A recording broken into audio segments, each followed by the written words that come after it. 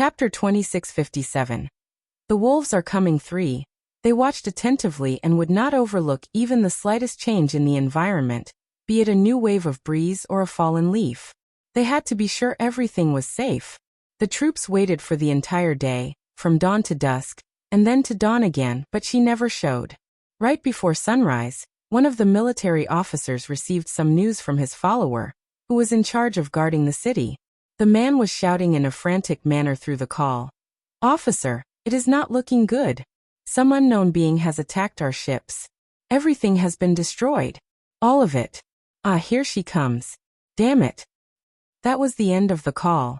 Obviously, the man was dead. The military officer on the other end of the line was devastated by the loss. The city housed hundreds of his best men, along with dozens of ships. None of them survived the sudden attack. He quickly passed the message on to Duan Mayan. Duan Mayan finally realized that they were tricked by Gu Shijio. This was rather unexpected for the man, because he made it a point not to be the one who contacted the Lan Weihu impersonator, in order to prevent her identity from being exposed. She was always the one who called him first. They only spoke once that day, and according to her report, Gu Shijio had taken both her and Yan Chen out of Tianju Hall, but they were not heading for the base. Instead, Gu Shijio placed them in the city and left them alone. She told them to wait for her while she went away to make some preparations. The wait lasted the entire day. Yan Chen called Gu Shijio once but was only told to wait. She told him that she would return when everything was done. The military officers and their soldiers had been waiting for so long, but the news that came was clearly devastating. Duan Mayan kept his composure and finally gave the fake Lan Weihu a call, but she did not answer it for a long time. When she finally did, all he could hear was her soft voice. "Master, we have returned to Tianju Hall. Yan Chen never left my side the whole time, so I could not find the right time to contact you. Gu Shijio told us that we would visit the base tonight." Duan Mayan was speechless. "If she really is coming tonight, report to me when you are around the corner." "Sure. Is the news reliable?" She made a promise to Yan Chen. While Duan Mayan was having a call with the fake Lan Weihu, everyone else around him clearly heard everything. Their blood boiled with anger. "General, has your informant been exposed? Have we all been tricked?" Guan Yanning asked. Duan Mayan thought about it for a moment before he replied. "Everyone should go and have some rest, so all of us can focus tonight. Gu Shijio must be trying to confuse us. Knowing her, she always keeps her word when it comes to her friends. She should be here tonight." All of the military officers looked at one another upon hearing the general. They chose to trust the general, for his wits and wisdom had never failed to impress them. Therefore, they quickly went to rest in order to prepare them for the night. In the end, they wasted the night waiting for nothing. Days went by, and they had spent almost 2 weeks waiting for nothing. Every time she said she would come, there would always be something that distracted her midway. Some days, she would change her plan and decide not to visit the base at all, but would still keep the fake Lan Weihu by her side to play a game of chess or to have some chats, so there was no time for the imposter to contact Duan Mayan. Other days, she would keep the fake Lan Weihu in Tianju Hall and take Yan Chen out with her. Chapter 2658. The wolves are coming. 4. There was once that Gu Shijio even brought Lan Weihu out of Tianju Hall alone, but was inseparable from her the entire time. She said that she needed to protect her, and then strolled with her for the whole day. The entire scenes unfolded just like the story. The wolves are coming. She had used this trick 10 times in a row. She had deceived her enemy and taken down several cities while they were waiting for her arrival. The battleships that protected those cities were not the highest-rated ones. They stood no chance at all against Gu Shijio. Meanwhile, the generals in the base were growing increasingly frustrated by the day. Whenever they heard rumors about the Lord's arrival, it only made them feel sick and subconsciously want to vomit. They had lost their patience and did not even bother to stay in their positions to defend against an attack. Instead, they would just continue with their own work. For those who actually stood in their positions assigned to them by Duan Mayan, they would be yawning or half asleep at their stations or playing card games and mahjong. The Tianju Hall was certainly more lively than the base of the Blue Fox clan. Its source of food was increasing by the day as Gu Shizhou continued to rob the granaries of the many cities that she had conquered over the past few days.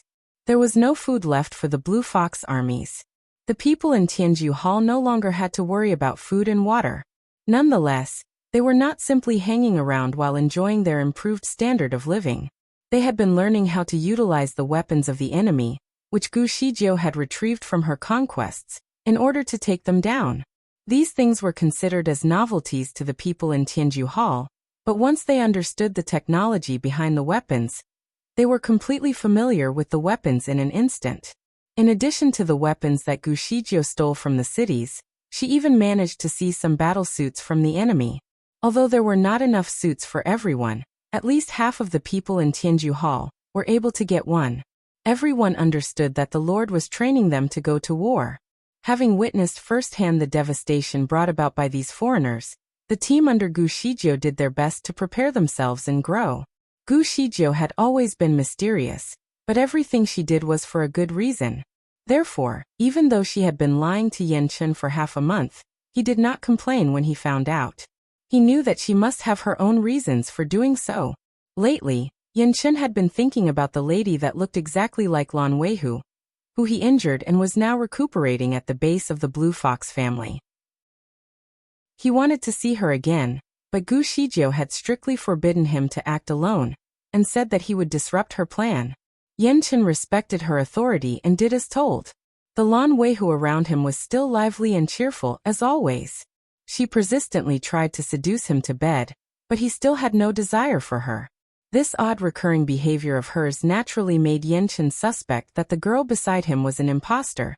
So he had tried several times to clear his suspicions, but did not find anything wrong. He even checked her back to confirm whether the birthmark was real. It seemed legitimate. He also chatted with her and casually asked her questions about their past. She remembered everything and could answer all the questions that came her way.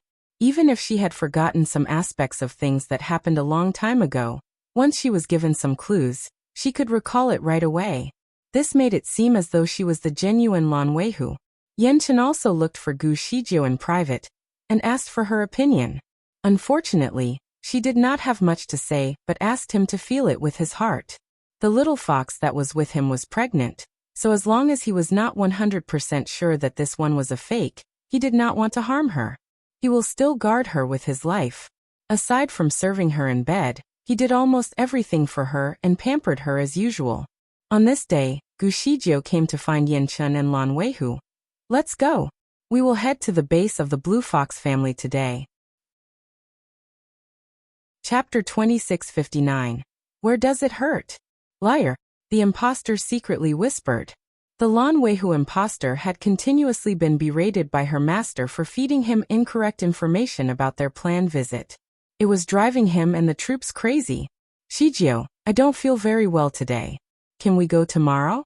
Lan Weihu did not want to do this useless work anymore. Not going at all was better than pretending to go, but not actually ending up there. You're not feeling well? Where does it hurt? Come, let me check on you. Gu Shizhou sat next to her and touched her wrist. Lan Weihu was speechless. She forgot that Gu Shizhou was an expert physician. Pretending to be sick would definitely lead to intense questioning. So Lan Weihu quickly pulled her hand away. I think I have overeaten, so I feel very bloated.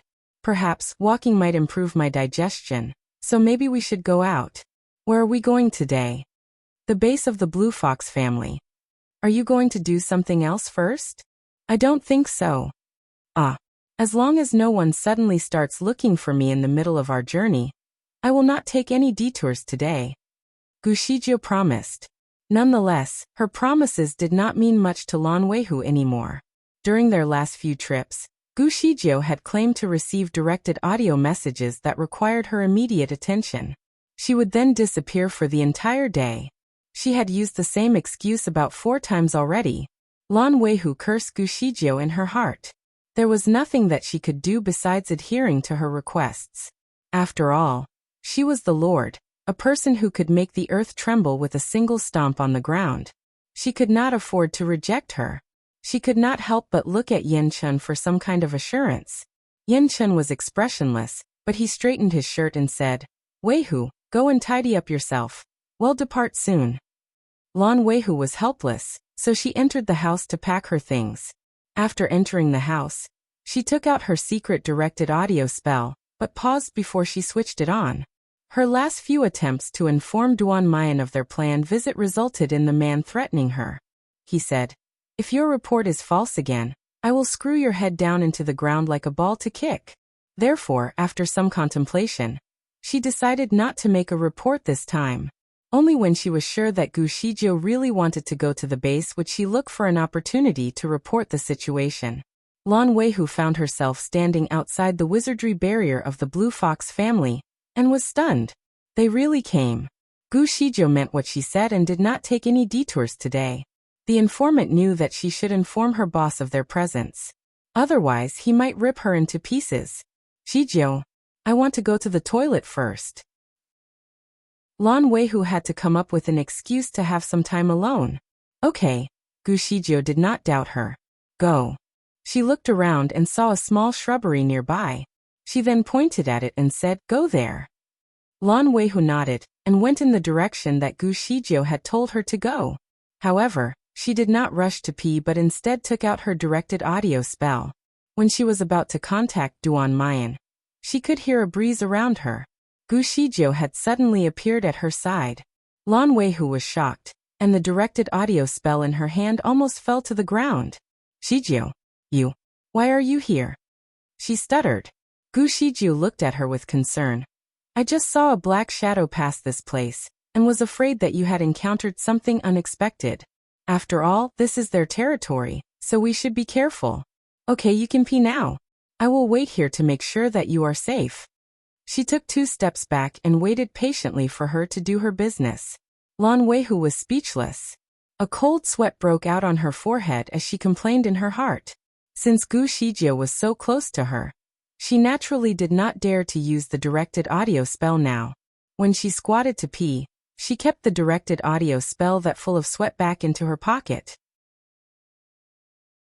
Chapter 2660 Useless Idiots. While squatting, she tried to come up with an excuse to delay Gu Shizhou so that she could find a way to report to her master. With that in mind, she tripped and fell toward a big stone next to her.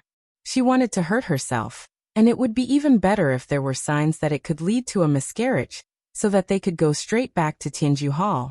However, before she started rolling toward the stone, she had been caught by Gu Shizhou, who had teleported over. She did not hurt herself at all. The imposter secretly gritted her teeth, but she had to look grateful on the surface. "Thank you, Shizhou. Thank you very much." In her heart, she was also wondering if Gu Shizhou had been staring at her the entire time. Had she been exposed? Gu Shizhou patted her on the shoulder and asked, "How can you be so careless?" "Foot. My foot was numb." "Do you want me to give you a massage?" Gu Shizhou still showed that she cared about her. No, I'm good now." Lan Weihu did not dare to let her touch her foot. Otherwise, her lie would be exposed too. Gu Shizhou sighed and could only advise her, "You have to be more careful." After that, they walked back over to Yanchen. "Yanchen, she is pregnant now. It is not very convenient for her to be alone. She almost fell and bumped into a big stone. Please look after her at all times. Do not leave her side." Yanchen's facial expression changed. He quickly placed his arms on Lan Weihu and said, "Rest assured, Weihu. I will always stay by your side." Lan Weihu remained silent, but felt extremely bitter about recent events. At first, Yanchen had given her space and did not even know what she was up to. Now he was going to be inseparable from her. Perhaps she might not have a chance to contact her boss anymore. The technology that belonged to the Blue Fox planet was superb. However, it did not have things like a wizardry barrier. Gu Shizhou could tell that the wizardry barrier set up at the Blue Fox base was put in place by Lan Yu and his great elders. It was an extraordinary kind of barrier. Only a few people could unlock it. Lan Weihu, as the high priest of the Blue Fox family, was one of the few people who was capable enough to do so. Both Gu Shizhou and Yanchen had seen her open the wizardry barrier here, and it had not changed since the last time. Therefore, Lan Weihu could not pretend that she did not know how to do it. Under intense observation from Gu Shizhou, she had to open it with a bitter heart. She just hoped that there would be new defense facilities in the barrier, so that when they entered the inside, the mechanisms could detect the intrusion. However, things did not seem to be going in the imposter's favor. The three of them had entered the base for 15 minutes, and the people inside still did not notice them. They were either sleeping or drinking or playing cards around the place. Meanwhile, the soldiers that actually patrolled the area were like blind men. Although the three of them clearly walked past them, they did not notice them at all. It was rather annoying for Lan Weihu as she recalled that the guards had proudly claimed that they could even identify the gender of a mosquito if it passed them. Useless idiots. Lan Weihu cursed in her heart. She wanted to make a move to get their attention, but Yanchen was very close to her at all times. It would be too suspicious. Although there were various infrared scanners in this base, Gu Shizhou had created some special protection over the three of them that could keep them under the radar. Hence, they could really come and go as they liked. The only thing that Lan Weihu had going for her now was the fact that Gu Shizhou had not done anything damaging. They just wandered around, which made Lan Weihu extremely nervous the entire time. Chapter 2661. Authentic or fake? It was certainly an odd feeling for Lan Weihu as she was hoping to be caught. If that did not happen, at the very least, she hoped that Gu Shizhou would just wander here for a while and then take them back and not create any trouble. As for Yanchen, the more he walked around, the paler his face became. He had visited the Blue Fox clan countless times, but it was the first time he saw it in its new glory. Buildings that he had never seen before seemed to have suddenly risen from the ground. Although the architectural styles were similar to the original residence of the Blue Fox clan, the scale and the materials were completely different. It seemed like the buildings were made from some kind of metal. As he passed by a building, he subconsciously touched it to assess the type of material that they used. He felt the unique coldness of the metal and its smoothness, which was like jade. The material was foreign to him, so he decided to apply the same amount of strength he would use to crush a diamond. However, he did not even leave a mark on it. Apparently, this metal was much harder and stronger than diamond. Yanchen estimated that it would be impossible for anyone with a spiritual power below 10 to inflict any damage on the metal. Unfortunately, there were less than 10 people with a level 10 spiritual power and above in the Starry Crescent land. Even though the buildings would clearly be challenging to attack, this was not the main reason why Yanchen's facial expression changed. He was more stunned when he saw the native Blue Fox people. The man had traveled to the Blue Fox clan many times and knew some of the people there, especially those at the top of the hierarchy. Most of them no longer dressed the same. They no longer wore long robes with big sleeves. Instead, they wore short robes and trousers. In fact, they were similar to shirts and pants, but Yanchen did not know what it was at the time, so he thought of them as short robes. The color of the men's clothes was iron gray, while the women's clothes were light gray. Even though they dressed differently, they still seemed to be freely doing their own things.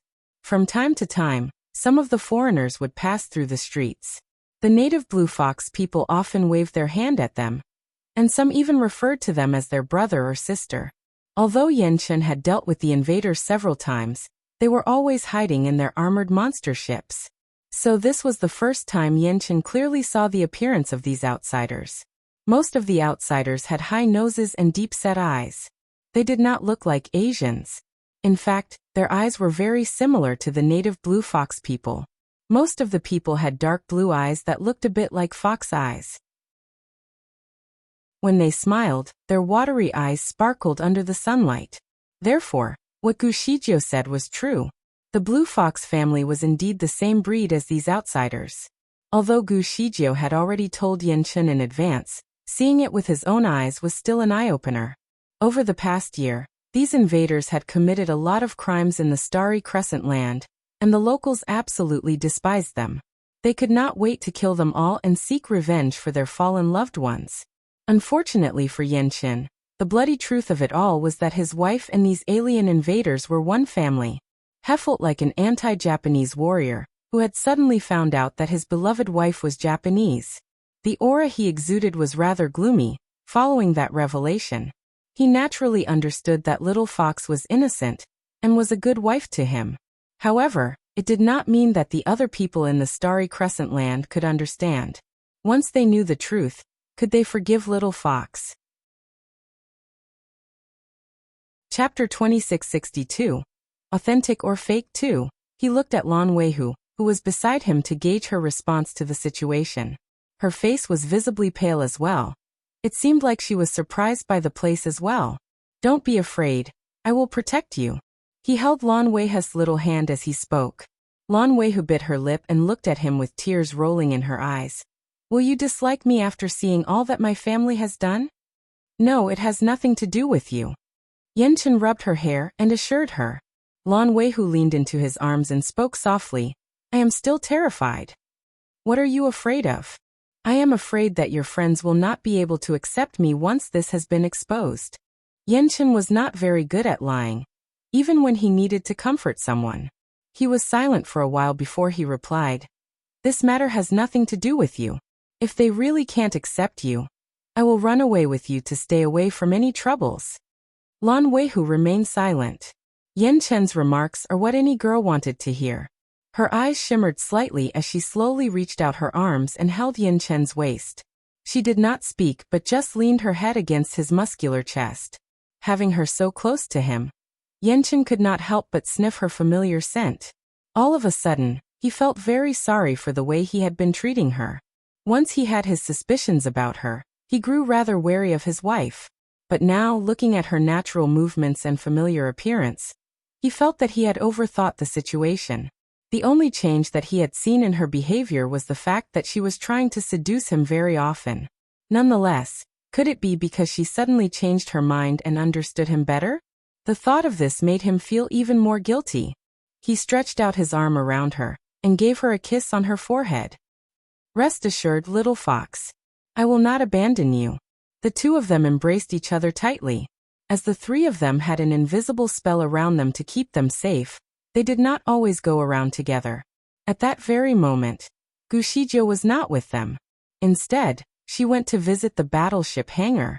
The security facilities there were the most advanced in the area, with a variety of high-precision instruments. Gu Shizhou was not very sure if she could walk in undetected, so she asked Yanchen to go to wander around somewhere safer first while she went in to investigate. Gu Zijia's spells had worked wonders for the three of them so far. They had met with several patrol staff along the way, and no one had noticed them. As an added safety measure, Gu Shizhou managed to get the three of them changed into the uniform worn by the Blue Fox people. Therefore, even if they were discovered, they could blend themselves with the Blue Fox people and wait for an opportunity to escape. Yanchen was still hugging Lan Weihu tightly in his arm. He felt a warm feeling in his heart that he had denied himself from feeling for some time. He suddenly thought that he had been somewhat cruel to her for rejecting her so many times in the past. He paused for a moment and then whispered in her ear, "When we go back, let's stay together again." Lan Weihu's eyes brightened, knowing what he meant at once. Her pretty face turned red, and she nodded. Okay. Her blushing cheeks were like red apples, which made her look very cute. Yanchen's heart jumped at the sight of it, and he kissed her cheek gently. Little fox, I. Before he finished his sentence, he suddenly couldn't continue speaking. He saw a beautiful woman standing in the distance with a long, neat hair that was tied behind her head with a ribbon. She was wearing a light blue large robe, but looked a little weak and pale. Only the space in between her eyebrows was bright red. This was the woman who looked exactly like Lan Weihu. At this very moment, she was leaning against a pillar, and her eyes were looking in Yanchen's direction. It was rather direct, which made him feel that she could see them. The man's heart rate was already slightly elevated earlier, but right now it was racing uncontrollably. Subconsciously, he let go of Lan Weihu and walked toward the woman. Lan Weihu grabbed his sleeve and sent a directed audio to him. Yanchen, this woman and I look alike. Chapter 2663. Authentic or Fake 3. The two women certainly looked very similar. However, Yanchen was confident that they looked more similar the last time he met her. Lan Weihu was always cheerful and lively. Although she was not plump, she had a round chubby face. It was adorable and always enticed people to hug her. However, the woman in front of him was rather skinny and no longer had the cute chubby face that he knew Lan Weihu to have. Her black and bright round eyes had also curved slightly upward.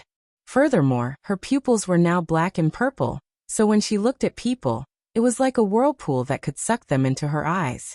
Her temperament was also very gloomy, which made it seem like she was not of this world. Yenchen looked at the little fox beside him, then looked at the woman again. In fact, the two of them were very different once he had a more thorough look. The woman did not look like little fox anymore. However, when he saw her, his heart still seemed to be attracted by something. He felt a pain in his chest. When the soldiers of the Blue Fox planet passed her, they would salute her and greet her, "Royal Highness Princess." She always ignored them, which made her seem cold and indifferent. "Brother Yenchen, is she the princess of these bad guys? I didn't expect her to look like me," Lan Weihu commented. Maybe she is." Yenchen whispered in response while his eyes were still focused on the woman. Lan Weihu was unhappy with his responses to her and tugged his sleeve. "Brother Yenchen, are you fascinated by her?" Yenchen was stunned by her question, and quickly turned to look at her. He noticed her familiar jealous expression at once. It was very accurate to how Lan Weihu used to express her jealousy in the past. Yenchen shook his head slightly at the sight of it. No matter how good people were at disguising themselves, it was impossible to have the same habitual movements that were so consistent. He was sure that the little fox beside him was the authentic one. Perhaps that woman, the princess of these outsiders, entangled with him at the time because she wanted to pretend to be little fox in order to sneak into Tianju Hall. Fortunately, he could distinguish them at the time. He did not want to make little fox jealous anymore, so he stopped looking at the princess and comforted Lan Weihu by rubbing her head. "It is impossible. Stupid, I only have you in my heart. How can I be fascinated by other women? I was watching her because she looks like you." Lan Weihu snorted and revealed the dimples on her cheek. "Okay, this is acceptable to me." She snuggled in Yenchen's arm and looked at the woman with eyes full of smug. "Princess, how are you able to stand in the wind?" A man walked out of a room with a cloak in his hand. He walked over to the woman and put the coat on her shoulder. The woman did not move and let him tie the cloak for her. When Lan Weihu saw this man, she immediately went stiff. She hid behind Yenchen, and did not even dare to breathe too hard. Yenchen also stared at the man. The man wore a simple short robe and a pair of trousers. His eyes were bright, and he carried a rather calm temperament. From his appearance, he seemed to be someone in the military that also carried a noble status. He was also a very handsome man. Who was this man? He could not be an ordinary sergeant, seeing that he was allowed to be so close to the princess. However, he had not worn his military uniform, so Yenchen could not tell his actual status. He could only infer that the man had a high rank. "Let's go. I will take you around. You are too weak to go alone, but it is good for you to enjoy the sun." Chapter 2664. Authentic or Fake 4. Yenchen continued to stare at the backs of the two persons who were walking away. Subconsciously, his fingers could not help but tighten under his sleeves. Although he already made up his mind that the woman was not little fox, seeing her being held by another man still made him uncomfortable. He felt the urge to rush over and separate them. "Brother Yenchen, can we go elsewhere?" Lan Weihu tugged his sleeves as she asked. "Okay." He nodded and took his attention away from the two people. The reason why he was uncomfortable was that the woman looked like little fox. Nonetheless, he knew that he should not take his wife for granted anymore. Yenchen felt that he should no longer waste his attention on the woman. Instead, he should be analyzing the facilities here so that he and his team could plan a way to take the enemies down. A little while later, Yenchen was pacing through the entire area. Lan Weihu could hardly catch her breath as she tried to keep up with him. "Brother Yenchen, can you slow down?"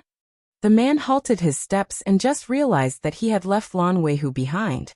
Lan Weihu dashed over and hugged his arm lightly. She gently complained, "I am pregnant. Why are you walking so fast?" Yenchen sighed and took her hand. "Shijio did not come back. I am worried about her. We need to find her. I think we better not act rashly. Shijio said that some of the high-tech mechanisms here could expose our invisibility. I believe she asked us to stay put earlier." Chen paused for a moment to try to recall what Gu Shizhou had told him earlier. Before they separated with her, she did warn him about it and asked him to stay close with Little Fox. He should not even be one step ahead of her. However, he could not see Gu Shizhou anywhere around the hangar area. Do not worry. Shizhou is so powerful, she will be fine. If we go and find her, it will actually alert the other party, and it might even bring trouble to her. Lan Weihu comforted him. With a smile, Chen complimented Lan Weihu. Little Fox, you are so sensible. If it were the old Little Fox that he knew, she would have eagerly asked him to go and look for Gu Shizhou. She would never say such wise words. Apparently, Little Fox had grown up, and he was the one who grew emotional and rash. Two of them discussed the matter softly, and then turned and went elsewhere. Along the way, Chen quietly observed and marked down the layout of the place. But all of a sudden, there was a loud sound in front of them on the left. Someone screamed, "Princess, drink it, drink it." Stunned, Chen could not help but go over and take a closer look. Lan Weihu quickly tried to stop him. Brother Chen, there are many people there. We shouldn't go there now. Otherwise, we risk being uncovered. It is fine. They can't see us. Chen continued walking and reached the crowded place very soon. He realized that he had arrived at a restaurant. In fact, Chen used to come to this restaurant with Lan Weihu in the past. They used to get a few drinks here every now and then. The restaurant had not changed much since the last time he came. Chen stepped inside with Lan Weihu and saw the princess sitting at a table. She was sitting at a table with 7 or 8 other officers, along with a man who was seated beside him. The group was having a drink there, and playing a drinking game. Apparently, the princess lost the most recent round. According to the rules of the game, the loser would drink. Hence, that explained why he heard the loud noises urging the princess to drink. Someone also shouted, "If the princess does not want to drink, she can sing a song for us instead." The princess did not speak. Instead, she raised her hand and gulped down the wine in her glass. Seconds after, she slammed the glass on the table and extended her slim hand to the group. "Pour me another glass." Chapter 2665. Were they trying to get her drunk? The princess is so sporting. Those men raised their thumbs at her in acknowledgement. The people who often carried a knife and were exposed continuously to blood generally had strong and imposing characters. They also admired down-to-earth and straightforward people. Initially, they thought that the princess was a snobbish person. Furthermore, to them, besides her status as princess, there did not seem to be anything special about her. Hence, they never looked up to her before until now. Feeling more at ease with her, the group grew livelier throughout the game. Meanwhile, Chen squinted his eyes and followed the princess every move. Even with Lan Weihu tugging at his sleeve the entire time, it failed to grab his attention back to her. 15. 20. 7 to 8 pairs of palms continued to change their gestures from time to time to play the game. It was the most basic game that one could play with their hands. Being the only female playing the game, the princess' delicate palms clearly stood out among the muscular hands of the men. Even though Chen was distracted by the princess, after some time, he seemed to find the game somewhat familiar to him. Moments later, his heart suddenly shook as he remembered why he felt that way. In the past, when Gu Shizhou first entered Tianju Hall and became good friends with Little Fox and Qianlingyu, she used to teach Little Fox this game. Little Fox tried to explain the game to him once, but they ended up playing other drinking games instead. It had been more than 200 years ago since that day. If not for Chen's good memory, he probably would never have been able to recall it. But who taught them this game? Did all the people from the Blue Fox planet would know how to play it? Or was it explained to them by the princess? Chen analyzed the win rate of the princess and noticed that she had lost twice in the space of just a few rounds. Following the rules, she dried up 2 glasses of wine without any hesitation. Her pale but pretty face was turning rosy, but her eyes started to light up with some bright colors. Finally, Chen turned to look at Lan Weihu, who was beside him. Little Fox was not good at drinking. In fact, every time she drank, she would only take a few sips and then pass the glass over to Chen to finish it. Hence, it was getting clearer to Yenchen that the woman he saw earlier was not Little Fox. After reaching this conclusion, Yenchen was somewhat relieved but also a little disappointed. It did make much sense for him to watch a group of people drinking. Therefore, Yenchen knew that he should leave the restaurant and continue to explore the base. Nonetheless, somehow his feet were stuck to the ground. He did not want to go. When he saw the princess drinking, he had the subconscious urge to take away her cup. It seemed like she just recovered from a severe illness. Could she drink liquor like this? Yenchen's gaze then turned to the guardian, who was next to the princess. The man always smiled faintly and swirled the glass of wine in his hand while watching the games unfold. It was only when the princess had drunk 7 or 8 glasses of wine did the guardian attempt to stop her. "Princess, you should stop drinking now. You are not in good condition." The princess pushed his hand away. "I have recovered. You don't have to be concerned about me." She downed another glass of wine then and there. "Princess, you are so cool." "Princess, I didn't expect you to be so sporting. I apologized for what I had said just now. Let me toast with you." A bearded officer stood up and toasted. The princess did not speak, but raised a glass with the officer and finished another glass of wine.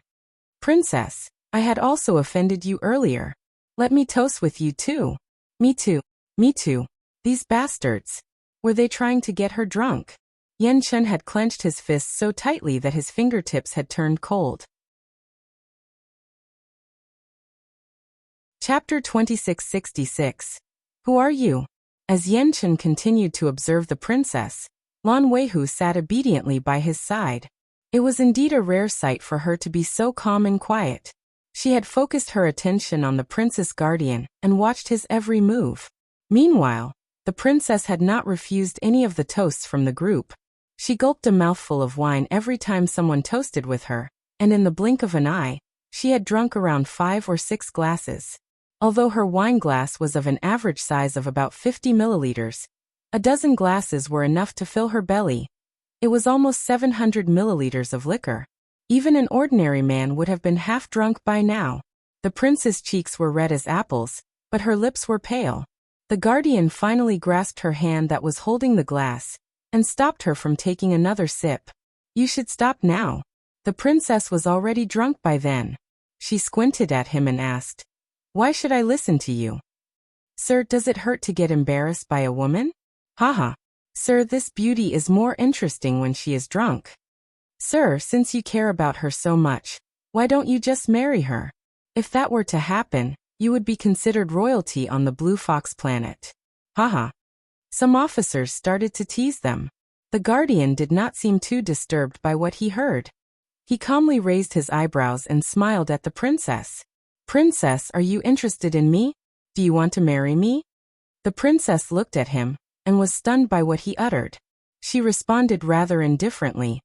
"Okay, She decided to stand up for a moment, but as she was too drunk, she tripped and fell into the arms of the guardian. That guardian managed to support her fall and quickly asked, "Are you all right?" The princess held his face and tilted her head while she looked at him. "You are so handsome." The guardian was somewhat taken aback by her words. "Thank you, princess." She continued to look at him confusedly and blinked a couple of times. Who are you?" The guardian was speechless. Meanwhile, the people around him could not help themselves. They laughed at his misery. "Duan Mayan. Duan Mu. Handsome. You look very handsome. But why? Why do you have 2 heads? This makes you less attractive." Duan Mayan rendered speechless again. The crowd was thoroughly enjoying themselves. Everyone laughed again, and even Lan Weihu giggled at Duan Mayan's misfortune. She then turned to look at Yenchen and was stunned. Yenchen did not find the situation funny. On the contrary, his face was pale, and his eyes were still fixed on the princess. His lips trembled. Little Fox. Lan Weihu was rarely drunk, but she did get drunk before on certain occasions. Yenchen had been married to her for so many years, so he had seen it several times. When she was drunk, she did not recognize people. The most common thing she did when that happened was to lay in his arms and hold his face. She would always ask him, "Who are you?" When she held his face, her little finger was always curled up. The drunk princess seemed to imitate this action flawlessly. Even the curled little finger and the expression of squinting her eyes were the same. Watching all this unfold made Yanchen feel as though a bolt of lightning had struck him. He forgot where he was and shouted out loud in the heat of the moment. Unfortunately, he was not using his directed audio device. Although he was relatively far away, his voice was loud enough to alarm the group of people he was observing. Who was that? Who spoke earlier? There was no one else in the restaurant beside them. Naturally, the group paid close attention to the direction of the source of the sound, which was where Yanchen was located. However, they did not see anything. Chapter 2667. Stealing the target. Duan Mayan also looked over as well. While they were distracted, Yanchen suddenly rushed forward and grabbed the prince's wrist. In a second, he had pulled her into his arms and out of Duan Mayan's grasps. Who's there? Gosh! Is this place haunted? Although everyone could not see Yanchen, they were able to see that their princess was pulled away. Duan Mayan could not see Yanchen, but he launched an attack toward her back. Given that Duan Mayan was obviously very skilled, Yanchen's arm was badly hurt and felt as though it was broken. Despite the pain, he was still holding the princess tightly and did not let go. He knew that he could not use his spiritual power. Otherwise, he would be exposed. It would undoubtedly be a suicidal action because the officers had already taken out their guns. With him still invisible, they were afraid of accidentally injuring the princess, so they did not dare to shoot.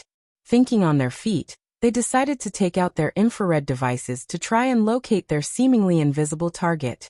Without any delay, Yanchen carried the princess and ran away. He had forgotten about the Lan Weihu, who was initially with him. The group watched as their princess was rushed out the door with her feet definitely off the ground. All they could do was to yell while they chased after her. Moments after they emerged from the restaurant, there was a loud sound coming from the direction of the hangar. Huge flames were visible, and smoke could be seen rising into the air. The officers' facial expressions had changed.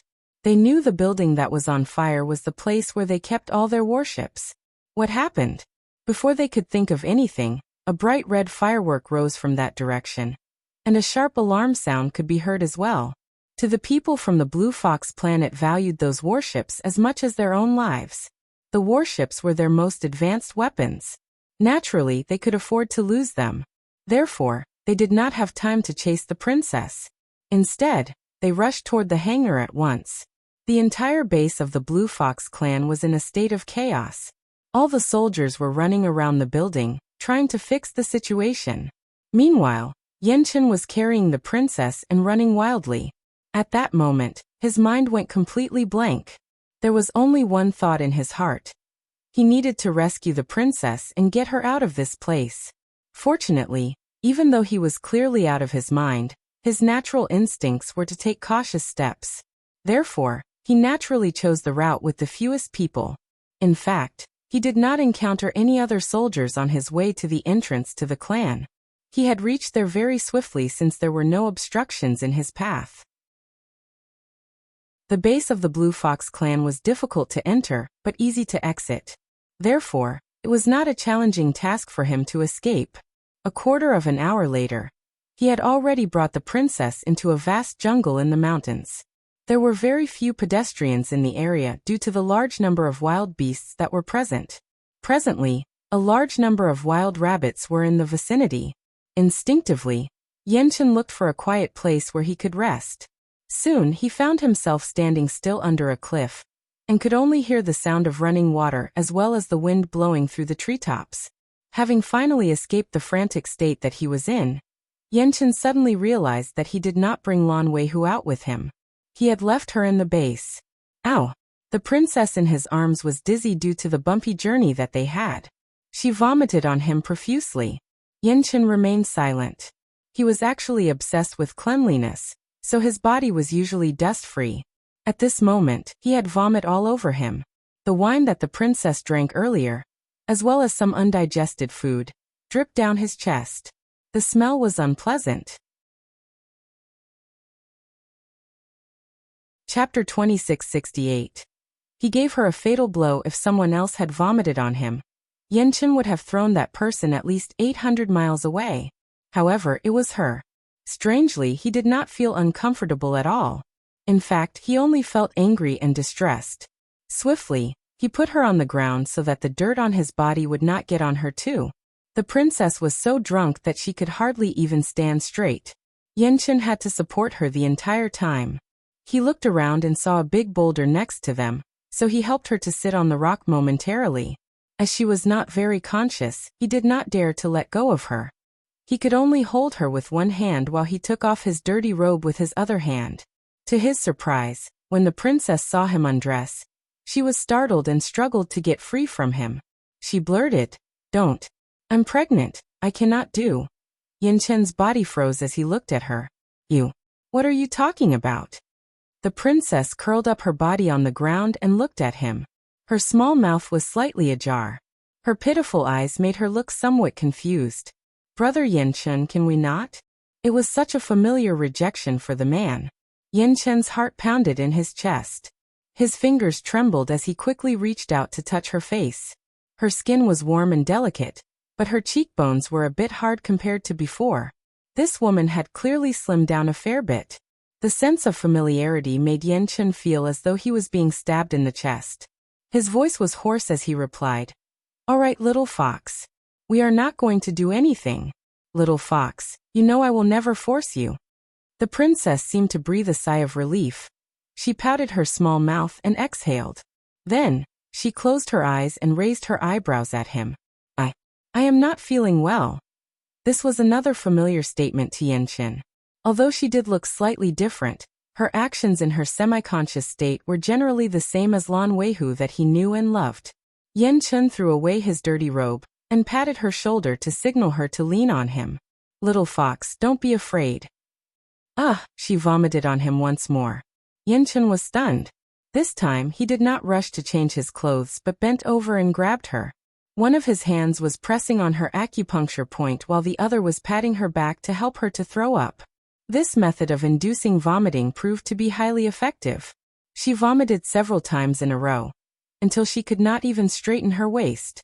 Unfortunately, most of her vomit was on Yanchen's body. Finally, she stopped vomiting. Yanchen took a blanket from his storage space and laid it on the big boulder next to them. He laid her on it and covered her up to keep her warm. He wiped her mouth and cleaned her up slightly before changing his clothes again. He was filthy all the way from innerwear to his skin. This required him to use the cleaning spell in order to feel comfortable again. Soon, his attention returned to the princess again. She was already fast asleep. However, she appeared to have a frown on her face. Yanchen sat next to her and took one of her hands. He murmured, "Little fox." Before he continued, he could already see that her wrists were thin like bones. The sight pained him to his core. Ash was now quite confident that this was the real little fox, his wife that he had loved for more than 200 years. She had come to him, but he gave her a fatal blow. Yanchen felt very guilty for doing so. He reached out his hand and wanted to tidy up her messy hair, but her little face suddenly squirmed. The princess quickly turned over and vomited again. However, this time, it was not liquor but blood. Chapter 2669. The arrival of celestial masters with a bloody red liquid felt like needles piercing his eyes. Little fox.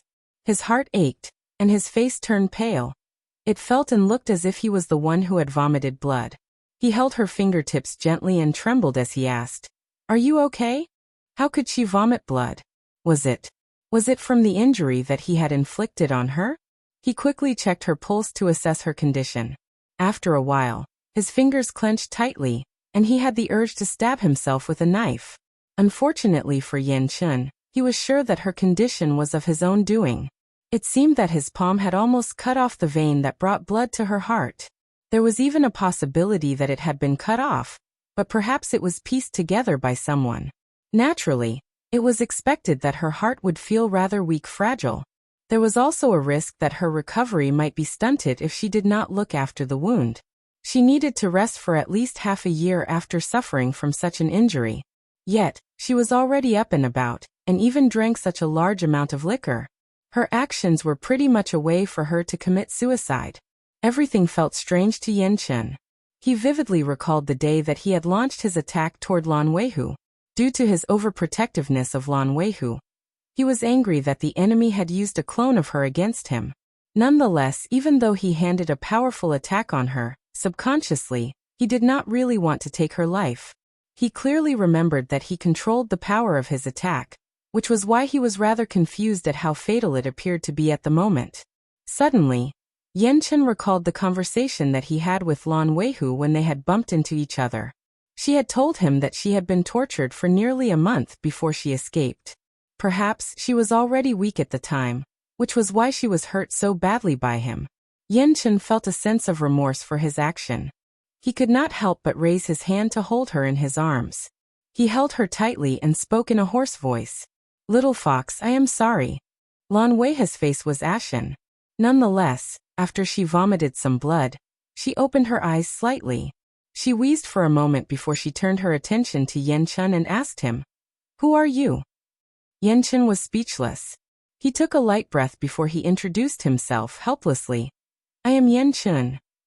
"Yanchen," Lan Weihu whispered in a flat tone. It seemed to be emotionless. "Which Yanchen?" Yanchen remained silent for a moment. He looked at her crystal-clear eyes and continued, "Your husband, Yanchen." Lan Weihu tilted her head and slightly pouted. She seemed very confused. "My husband? He does not want me anymore." Yanchen was stunned by her reply. He held her hand again and continued, "Little fox, I have never not wanted you. I just mistook you for the wrong person. I will always want you. You mistook me for the wrong person." Lan Weihu still murmured and somehow still looked confused. "But how can he not recognize me? He is my husband, who has been with me for more than 200 years. He often said that even if I peeled my skin off, he would recognize my bones. I obviously have not changed. Furthermore, not only did he recognize me, he even attacked me. He does not want me anymore." She seemed to fall into a nightmare midway through the conversation, and continued mumbling. All her words were like knives stabbing through his heart. The pain from each sentence felt worse than the last. "He is a bastard. Little fox, I am sorry. I didn't like to do that kind of thing, but he likes to do it. I know that he was unhappy because I did not enjoy being intimate. I am also trying to overcome this psychological obstacle. I almost succeeded. But I have a baby. I cannot do it when I am pregnant. It is not my intention to push him away, but somehow he left me. He did not even sleep in the same room as me. He was cold to me and didn't care about me. I am very sad." Yanchen closed his eyes and whispered, "Little fox, I was not angry at you. I was not being cold to you. I was just afraid that I could not control myself. I did not want you to hate me, so I tried to stay away from you to free myself of any urges. I didn't expect you to misunderstand." Lan Weihu still had her eyes closed. It really looked as though she was having a nightmare. Chapter 2670. The Arrival of Celestial Masters Wuxia. With her eyes closed, Lan Weihu continued. "He went out with his men in search of food. I was worried about him, so I tailed them.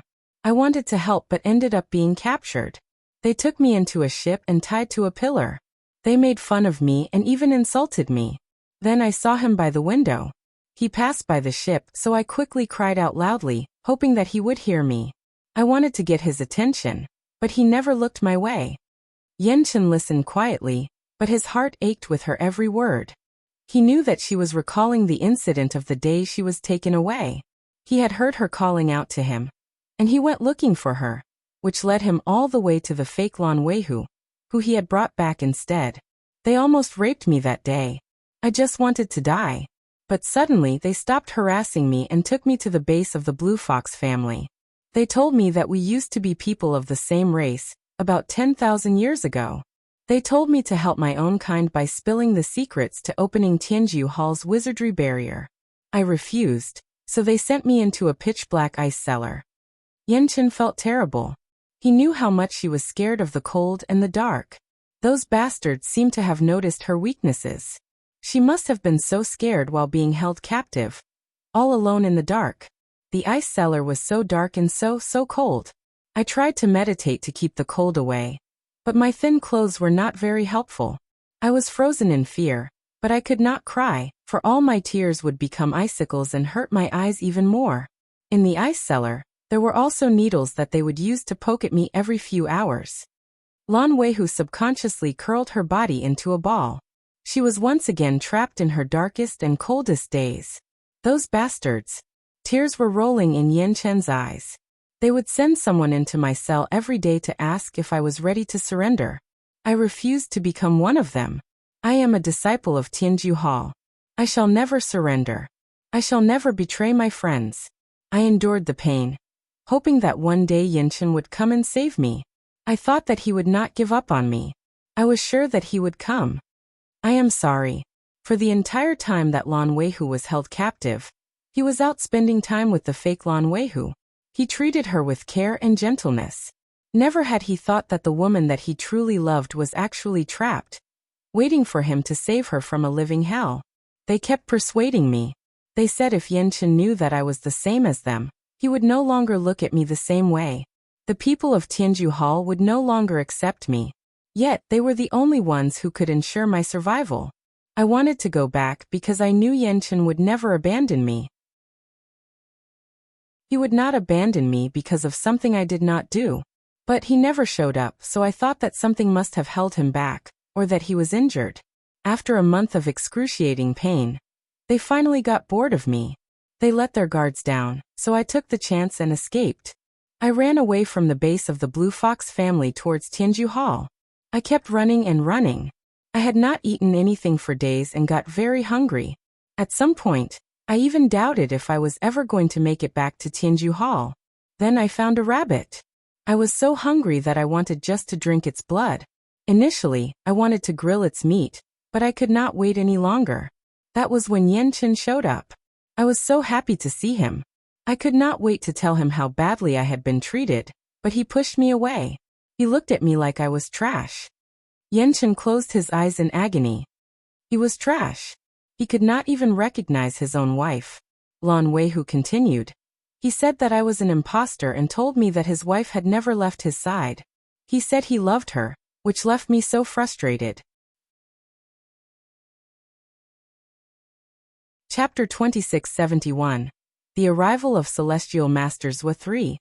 I am his wife. That woman must die. I told him I was going to kill her, and he returned my fury with a fatal blow. I was dying on the ground, but he did not care. He turned away from me and swiftly left. He did not want me anymore really. He did not intend to save me. I had just escaped from a living hell. Yet he chose to attack me and send me back there. Feeling guilty, Yanchen hugged her tightly, with tears dripping on her forehead. I am sorry. He is a bastard. He is a useless piece of junk.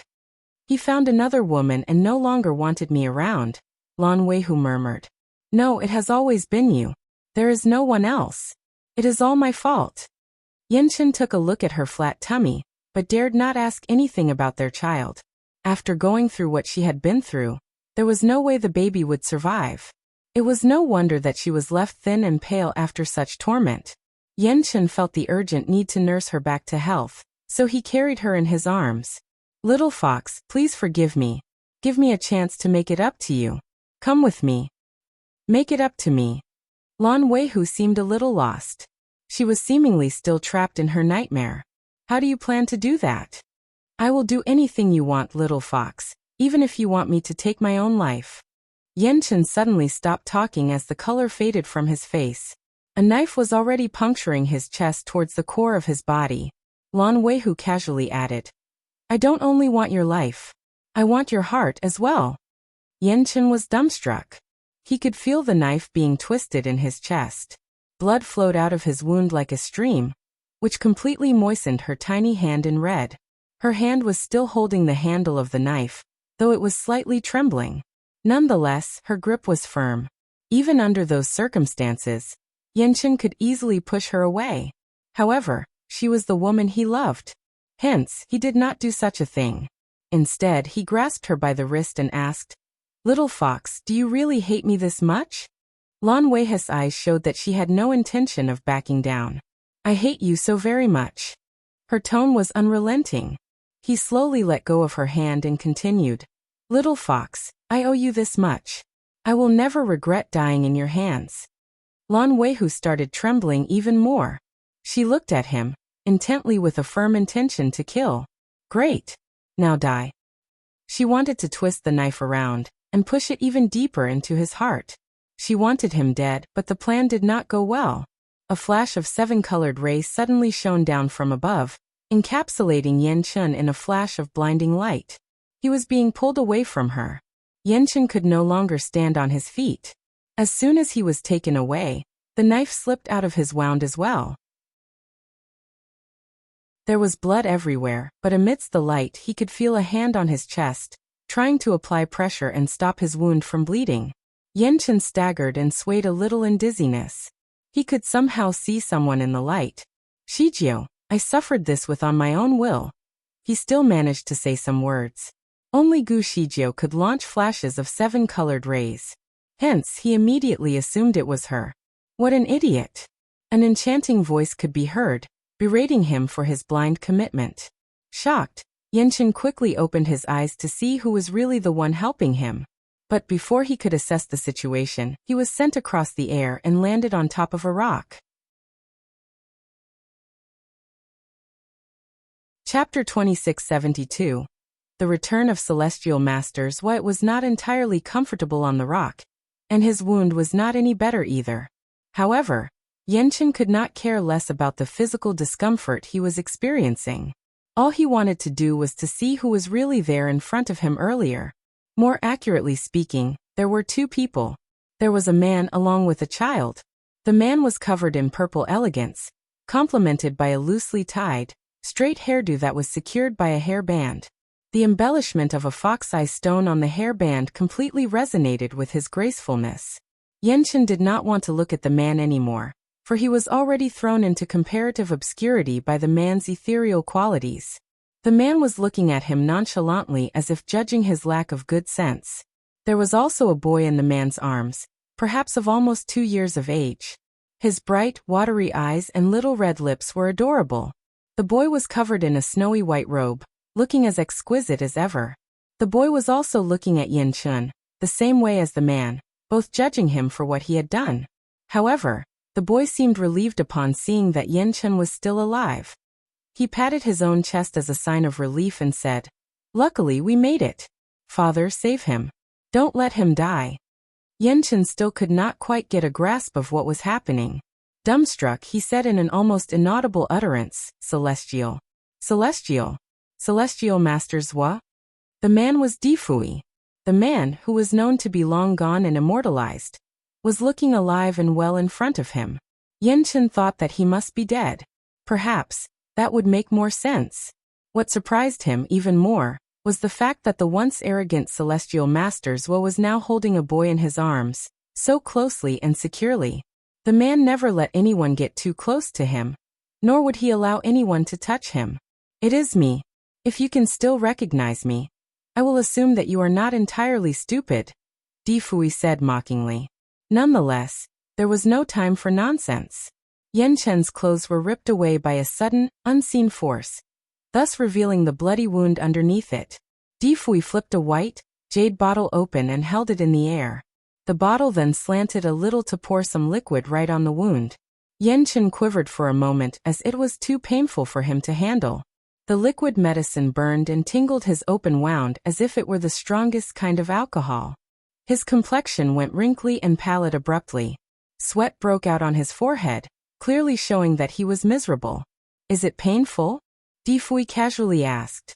Yan Chen wanted him to try the same sensation, so he knew how dumb the question was. Many complaints arose in his head, but he dared not say a word. Celestial Masters was known to be a fussy man, and Yan Chen was not ready to pay the price for what he had to say. He answered him honestly, "Yes, it is painful." "This is the price of your stupidity," Fuyi commented. Yan Chen decided not to say anything more. Hao saw Yan Chen's pale complexion, and could not help but sympathize with him. Your wife is obviously under the influence of someone else's control. How could you stay so still and let her stab you like that? That was absolutely unwise. Di Hao still spoke with the voice of a child, making him even more adorable to the public. Yanchen looked at him admirably. The boy even talked with the same condescending tone as his father.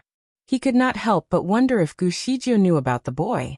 Many questions were beginning to dawn on him. However, he quickly turned his attention back to Lan Weihu, who was now struggling to sit up. She was still the one he cared about the most. Chapter 2673. The Return of Celestial Masters Wa, 2. After a moment, Lan Weihu decided to sit still and did not move an inch. It looked like her bodily movements had been restricted by a locking spell.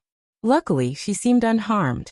In that brief moment, Yanchen finally had the time to realize the severity of his wound. Lan Weihu's knife had almost cut his heart open. Any ordinary mortal would have already been long gone by now. Fortunately, his level 10 spiritual power was the life support that he needed. If Lan Weihu had driven the knife any deeper, nothing would be able to save his life. His wound needed immediate medical attention. There was no time to lose. Di Fuyi had to leave Lan Weihu aside and assist Yanchen with his injuries first. Di Hao already told him that Yanchen must be kept alive. Otherwise, bad things were going to happen. Di Hao watched as his father worked on the wound and was perplexed. Father, his heart is cut. You may need to stitch it up with your spiritual power. Why don't you do it right away? Di Fuyi was performing the surgery from a distance. He did not even touch Yanchen. Hence, the operation looked like a show to Di Hao. Di Fuyi continued to perform the surgery with quick movements on his fingers, sending streaks of spiritual power on the surrounding of the wound. Your mother gets jealous easily. She will probably feel bad if I touch another person, Di Fuyi finally explained. Di Hao was speechless. He could not quite understand Celestial Masters' reasoning. Medical surgeries often required certain levels of physical contact, which was completely understandable. Moreover, Yanchen was a man. Why would Shijiu get jealous of him anyway? Yanchen was bewildered when Di Fuyi brought up his mother. Could the boy be Zijia's child? He had never heard about any of it from her. She had never even mentioned the resurrection of Celestial Masters Wa. Focus, Di Fuyi urged. Use the Adumbra mantra to channel the spiritual power in your body to the wound. Keep your mind still and at ease, unless you want to become handicapped. Yanchen kept silent and did as told. Celestial Masters Wa was still the same. Unforgiving with his straightforwardness, but what terrified Yanchen the most was that his breathing had slowly become more and more difficult. Yanchen finally realized that he should not let his mind wander anymore. He needed to focus and regulate his vitals like what Di Fuyi had told him. With his eyes closed, Yanchen could not see what happened next. However, as soon as Yanchen started meditating, Di Hao clearly saw that there was a red bug crawling out of the wound. The bug was only the size of a mosquito, but he managed to catch a glimpse of its pointy mouth that was still glistening like a metal blade. As soon as the bug emerged, it was ready to extend its wings and leaped into the air. However, Di Fuyi sent a streak of 7-colored ray and wrapped the bug in a bubble of light. Surprisingly, the tiny bug was still floundering about in the grasp of the light. It was powerful enough to shake the bubble. Baffled, Di Fuyi had never come across the bug, though he had seen many things before. The thing looks hideous. Father, kill it with a needle, Di Hao promptly suggested. Di Fuyi took a look at Di Hao. He wanted to burn the thing at first but changed his mind. He took out a needle and pointed it at the hideous bug. The bug tried to avoid it, but could never get any faster than Di Fuyi's flying needle. Soon it was punched with a hole in its body and slowly disappeared at the tip of the needle. In the depths of the base of the Blue Fox family, there was a house. Duan Mayan did not join others at the airbase. Instead, he sat in his room on a futon while performing a series of complicated enchantment at his fingertips. A black bowl was placed in front of him. A faint streak of red light steadily encapsulated the black metal bowl. There was a red bug in the bowl that was the size of a tennis ball. Chapter 2674. The Return of Celestial Masters Wa 3. There were many pairs of wings on its body, all flapping simultaneously. Wisps of purple smoke surrounded the bug as its wings flapped on. The smoke then rose into the air as the thin length of threads and disappeared in the dark. The whole scenario was as wicked as it could possibly get. The bug was originally rather still in the bowl, only its wings flapped. Hence, its sudden shivering suggested that some external factor must have triggered it. Duan Mayan was troubled, but it was too late for him to do anything. Pricked by a needle, the bug then lay flat in the bowl and started shrieking in pain. Duan Mayan tried to perform some spells in an attempt to cut off the thin threads, but the bug soon died away in a pool of blood, leaving only a small piece of skin as a sign of its existence. Affected, Duan Mayan's body trembled a little before he spat out a mouthful of blood. His complexion turned pale, almost instantaneously. All that had happened surprised him. He looked at the bug, which was now only a layer of skin, and clenched his fists in indignation. He closed his eyes in contemplation, and started wondering if the man was already here. His arrival was quicker than he had expected. The venomous soul-supporting grudge spell had just been cast not long ago. It was also the first time that he was using it as his secret weapon. He could not understand how the spell was broken in such a short time. The creature was not afraid of fire or any form of physical attack. The only way to kill it was to use a thin needle, formed by the solidification of one's spiritual power.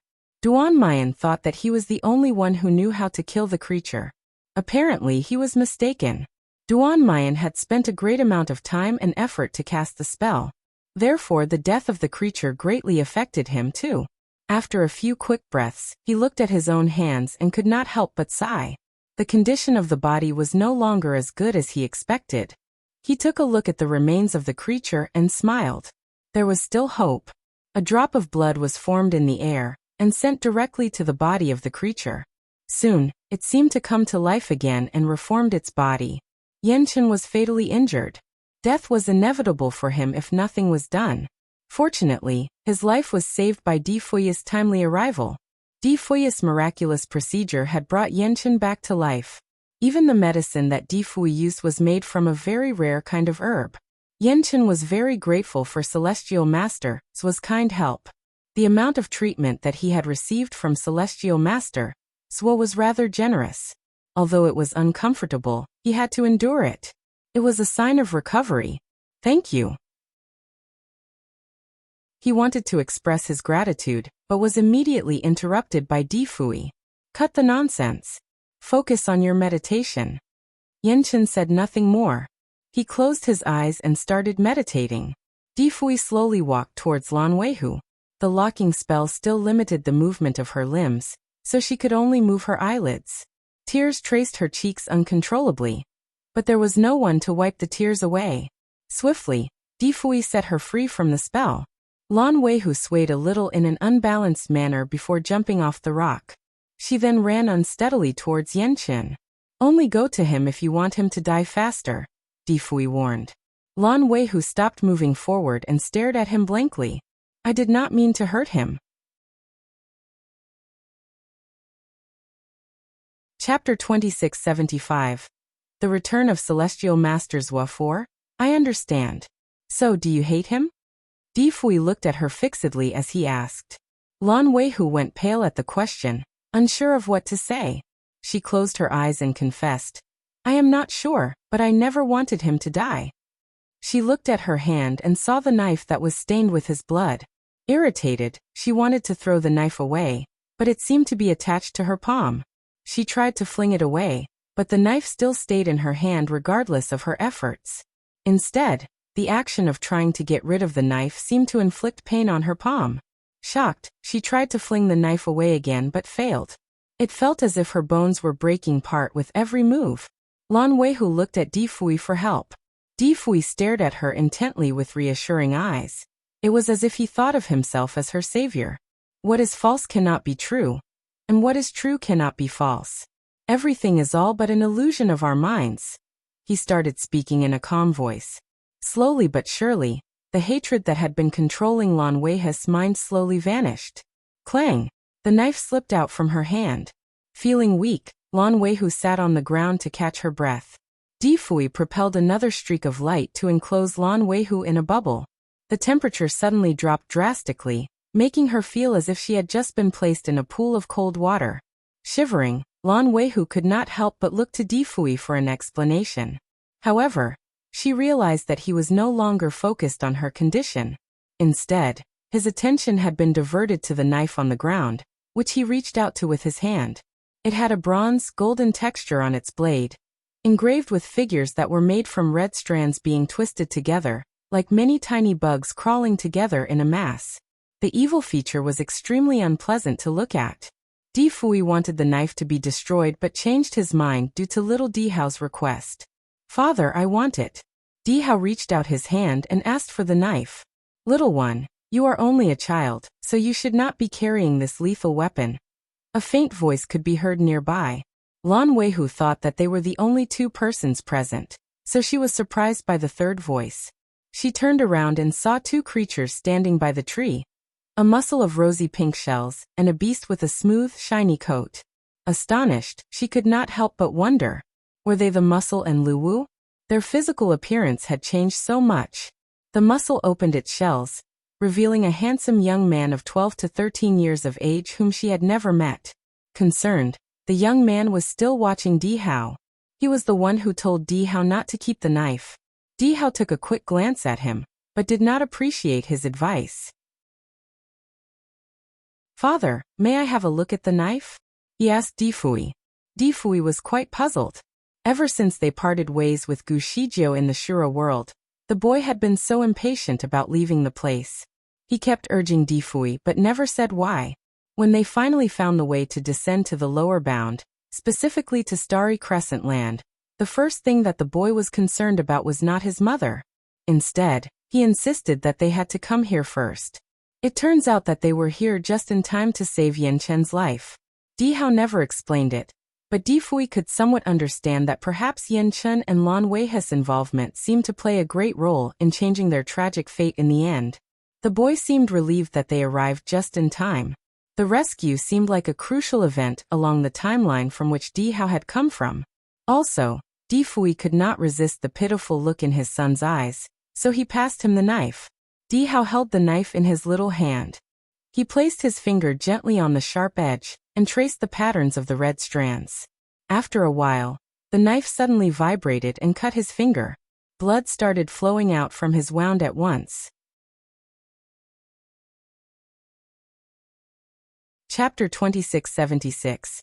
The Return of Celestial Masters Wu 5. "Be careful, little one." The mussel called out anxiously. Di Hao threw him an icy glance. "Mussel, if you treat me like a baby again, I am going to cut you," he said with a sarcastic smile. The mussel remembered something and decided to keep quiet. Meanwhile, Luwu stretched out its paw and gave the mussel a few pats on its shell. Di Hao dripped his blood on the red strands, thus initiating a series of twists and turns on the surface of the blade. The entire knife was shaking as a result of the agitation. Soon, the red strands turned into a wisp of green smoke and disappeared into thin air. The patterns on the knife no longer existed. Di Hao protested. "What a lousy knife! Father, please destroy it."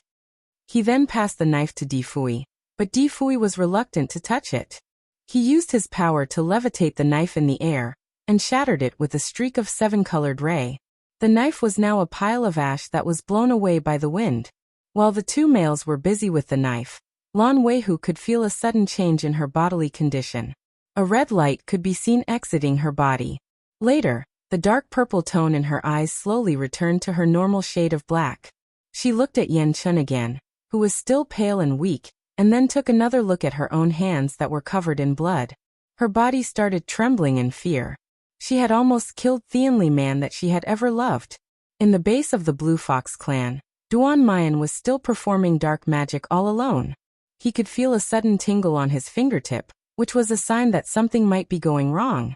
Soon enough, the dark magic that he was manipulating suddenly withered away and disappeared entirely. Duan Mayan was shocked by what he witnessed. Frustrated, he stood and kept the bowl away in his sleeve. Swiftly he walked out of the room. Although he found it hard to believe, the man was really here, much earlier than he had thought. Apparently, That man had also ruined a very crucial part of his plan. He needed to do something to change it. The hangar in the Blue Fox clan was still in complete chaos. There was a medium-sized battleship flying very close to the ground and shooting out streaks of laser beams almost everywhere. The soldiers of the Blue Fox planet all wanted to destroy the battleship that had gone rogue, so they ran towards other ships, hoping to board them and fight back by all means. However, the battleship never stopped firing at them. Every shot was accurate and aimed to kill. In fact, some shots were able to take the lives of up to 5 soldiers at once due to their close proximity. None of them were able to board a ship in time. Furthermore, the weapons that they had with them could not do any significant damage to the ship. Guan Yining watched helplessly as the death toll of his men continued to rise. Moreover, his battleships were severely damaged by the one that had gone out of control. He suspected that it would take at least 1 to 2 months to get them repaired. Nonetheless, what bothered him the most was the death of his men. The soldiers who stayed behind in the base were some of his best. Now almost all of them were dead. If they insisted on running towards the existing battleships on the ground, only death awaited them. Guan Yining had to call for their withdrawal, even though he was reluctant to lose his battleships. Swiftly, the men decided to look for cover. However, the battleship was still shooting at the soldiers who were running for their lives in hopes that they could outrun it. In the turmoil and chaos of war, Guan Yining heard a buzzing sound from the other end of the airbase. Baffled, he turned around and saw a gigantic, disc-like structure slowly rising into the air. Guan Yining was surprised. It was the general's battleship.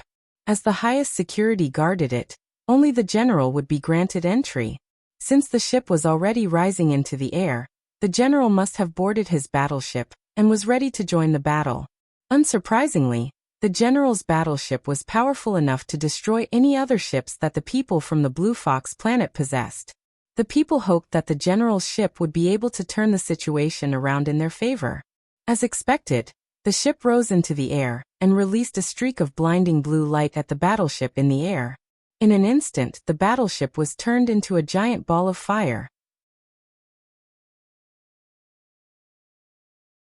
Chapter 2677. Fuyi's Pass Great. Yes. Haha. That was awesome. Many cheered for the perfect comeback. They knew the power of the general's ship. Nothing could stop it. Furthermore, under the extreme heat, they expected that the intruder would be burnt along with the ship. However, Guan Yining was still worried, for he had witnessed Gu Zijia's kung fu before.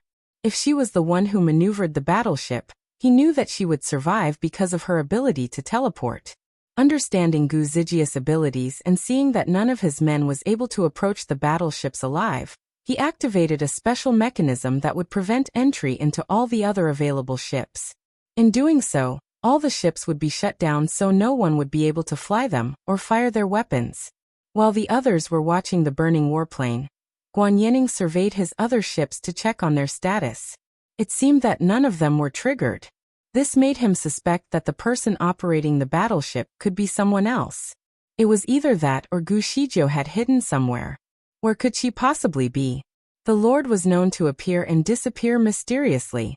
This troubled Guan Yining greatly, as there was no way he could predict her next move.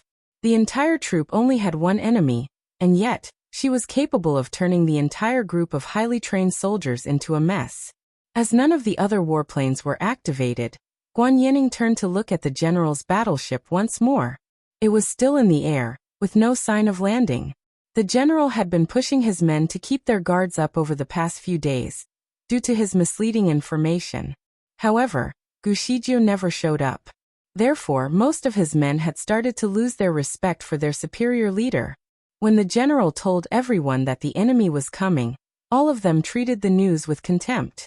They did not take it seriously, and continued to have a good time. To their utter surprise, the enemy showed up for real this time, and she had taken many lives. Guan Yining thought that the general must be holding the ship in the air, because he was worried that the Lord might still be alive. Perhaps he wanted to take her down once and for all. Guan Yining wished to understand the situation, so he pressed a shiny device on his wrist to talk to the general, but the general never picked up his call. What was going on? Everything could happen in an instant during a war, so the general and his military officers should always be connected. The general once told him that they should always keep open communication, unless they were busy commanding for their ship's attack. Since the general's battleship was stationary in the air, there was no reason why he would not pick up the call. Therefore, Guan Yining began to panic and focus his attention on the battleship. A sudden realization struck him. Could the battleship have fallen into the control of the beautiful lord? Gu Shijiu had indeed left the battleship right before it was blown into bits. She witnessed the strength of the main battleship, so the thought of seizing control of the ship struck her interest. She wanted to blow up the entire base. Therefore, she went into the battleship right using her teleportation ability. If that was the biggest and strongest battleship that the invaders had, so the facilities in the ship must be the best. That also meant that it would be equipped with the safest security measures. The last ship that Guan Yining commanded was equipped with the ability to uncover her invisibility spell. There was also a barrier that could shield them from her attacks. She believed that the same facilities available on the general's ship, access that it would be multiple times stronger. Gu Shijiu was also prepared for the possibility that she might not be able to enter the ship, due to some protective barrier that might be in place. To her surprise, everything went smoothly. In an instant, she was already on board. The floor and walls of the ship were all furnished with silver polishing. There did not seem to be any lights around the place, but the inside of the ship was very well lit. Chapter 2678. Defoy's past 2. Gu Shijiu entered one of the rooms in the battleship. While she expected to see walls encased with advanced technology, the place turned out to look more like a home. There was a table, a chair, and even a bed. Also, a black-inked painting was loosely hung on the wall, illustrating the ethereal beauty of a vast, starlit sky. Gu Shijiu could not fathom the technique that was used to create the illustration. It looked so surreal, like she was staring right into the vastness of the galaxy. Her head spun a little at the sight of the canvas. Although she was a little startled by the interior design of the ship, she quickly made up her mind to explore the place further. In a brief moment, she could tell at once that no one was there. Had she made a mistake while teleporting? She was certainly not in the main control room of the ship. Had she gone into the bedroom instead? While the place looked like a bedroom, oddly enough, there was no door. Gu Shijiu tried to look for an exit, but there was none. Troubled, she decided to use her teleportation ability again. Bang! She did not manage to get out of the room. Instead, she bumped straight into a wall. Fortunately, the wall was not very hard. Furthermore, her protective barrier prevented her from getting injured. She steadied herself but was still baffled by what was stopping her from teleporting. Was it something in the walls? Without wasting any time, she went around the place and tried every single wall in the room, but could not get past any of them. Apparently, the room was able to disable her teleportation skills. She was indeed trapped. Everything seemed odd. It was easy for her to enter the room just now, but somehow there was no way out. Was it possible that the room was able to permit her entry, and yet prevent her from exiting? So far, the best technology that Gu Shijiu had encountered as the one which could expose her invisibility spell. Why would her teleportation skill fail too? Confused, Gu Shijiu decided to explore the room further, and sniffed around the room to pick up any clues. The smell felt very familiar to her, like she had smelled something similar before. Nonetheless, she refused to believe that the small room was able to stop her from leaving the place. If there was a way to get in, there must also be a way out, which must be hidden somewhere in the room. She just probably had to find out the mechanism of the place. She wanted to look around but was distracted by a hissing sound. She turned around and saw a huge screen in place of the canvas that hung on the wall earlier. A video started playing. Gu Shijiu was a little puzzled by the sudden activation of the screen. She heaved a sigh. Had she pressed on some kind of remote control? She observed her surroundings and noticed that her hand was pressing down on the surface of a jade table. There was no button or whatsoever on top of it. Troubled, she decided to give the video a look and was shocked by what she saw. The video was not playing a documentary about the technological advancements achieved by the people of the Blue Fox planet. It also was not something men would watch to kill time. It was about a mythology from a long, long time ago. The first image that popped out was the vastness of the galaxy in the background, with many lines that crisscrossed and many dots that connected to one another. Everything seemed connected to one another, and slowly revealed a man. Like a newborn. The man was without any clothes to cover his naked body. He simply lay quietly in the darkness. The man seemed to be in the process of being formed from the darkness, with every line of his muscular body being meticulously created. Gu Shijie cursed and turned her eyes away from the screen. She could not look at any other naked man other than Fuyi. Despite being quite impressed by the man's perfect body, which was so vividly crafted like the statue of Michelangelo's David, when she looked at the screen again, the man was already well dressed. Gu Shijie could not help but stare at his robes fixedly. She could not figure out what the robes were made of. It seemed to have been made by something as light as a cloud, added with a little blue touch from the sky. The silhouette looked rather simple and loose on his body. As he stood in the wind, the robes danced around majestically. She was impressed by the man's gracefulness. Chapter 2679. Fuyi's Past 3.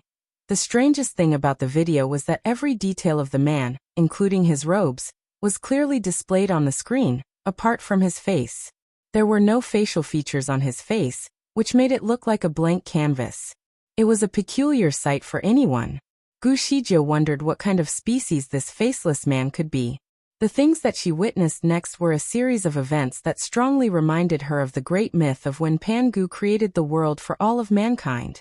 The man continued to travel without a direction in the great space of millions, or even billions of stars. Everywhere around him was impressive emptiness. There was nothing else but him. There were no creatures or living beings anywhere to be seen. Apparently, the man in the video was a god. Every gesture of his could easily affect his surroundings. After a short while of wandering around, he decided to sit down somewhere in the galaxy and started waving his hands out of boredom. Clumps of dust seemed to swirl along with his every wave. He played with the cloud of dust for a while before setting it off into the faraway distance to eventually collide with the desolate, uninhabited planets. Dust fogs started swirling around the planets, creating an opaque mass of particles in the air. The man seemed rather fascinated by the result of this action, so he kept creating the same collisions over and over again. Meteorites of different elements were sent to collide with random planets in the area. Gradually, green started to spread across the surface of every planet. Hills and mountains started rising abruptly from the ground, and lakes were formed from the streams within the hills. Animals began to rule the world. Gu Shijie sat and watched attentively as the entire scene unfolded. The whole video felt like an upgraded story of Nuwa, and the birth of human beings. However, in this case, the man was both Pangu and Nuwa, for he had achieved two different ambitions at once. According to legend, Nuwa created human beings by molding clay into human figurines, which was different from the theory of evolution. First, he bombarded the planets with many meteorites and let life evolve as it was, just like Charles Darwin's theory of evolution by natural selection. In the video, it seemed that the entire evolution process had been fast-forwarded. It took only a minute to show the beginning of life on Earth up to the point where humans learned to walk on foot. Obviously, humans were not the only advanced species on Earth. There were also half-beast men, birdmen, and even half-insect men. There were many species that she had never even heard of before. Some were even completely beyond her imagination. Even for human beings, they all looked and evolved differently on different planets. Some were as big and muscular as the apes. Some were so tiny that they were only 2 feet tall. There were also people of different external appearances, beautiful ones and hideous ones. Some were born normally with 4 limbs. Others had 7 or 8 limbs. The terrifying sight sent chills down her spine. The creator of the universe would take a tour around each planet once in a while. If he found any species to be unfavorable to his liking, an apocalypse would be dawned on the world to wipe out the entire species, so that he could restart with another round of evolution. Gu Shijie continued to stare at the divine force that created the universe and started thinking if this version of the story belonged to the creator of the Blue Fox planet. The contents seemed to suggest that the creator of the universe was savagely violent. Anything that he disliked would be immediately abolished on a catastrophic scale, whether by flooding, fire, or lightning. Lives never mattered to him, as he continued to manipulate the destinies of the living creatures on each planet as he pleased. She stared at the creator and found him to be a little familiar, but she could recall when and where they met. Soon, the creator seemed to have become bored with the stupidity of the creatures that he had created, and he seemed to have grown tired of managing the lives on each planet.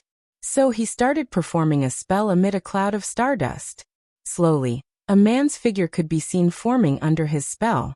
Gu Shizhou gasped in astonishment, for she could not believe her eyes. The man was Fuyi. But how could it be possible? Why would Fuyi be in a documentary from the Blue Fox planet?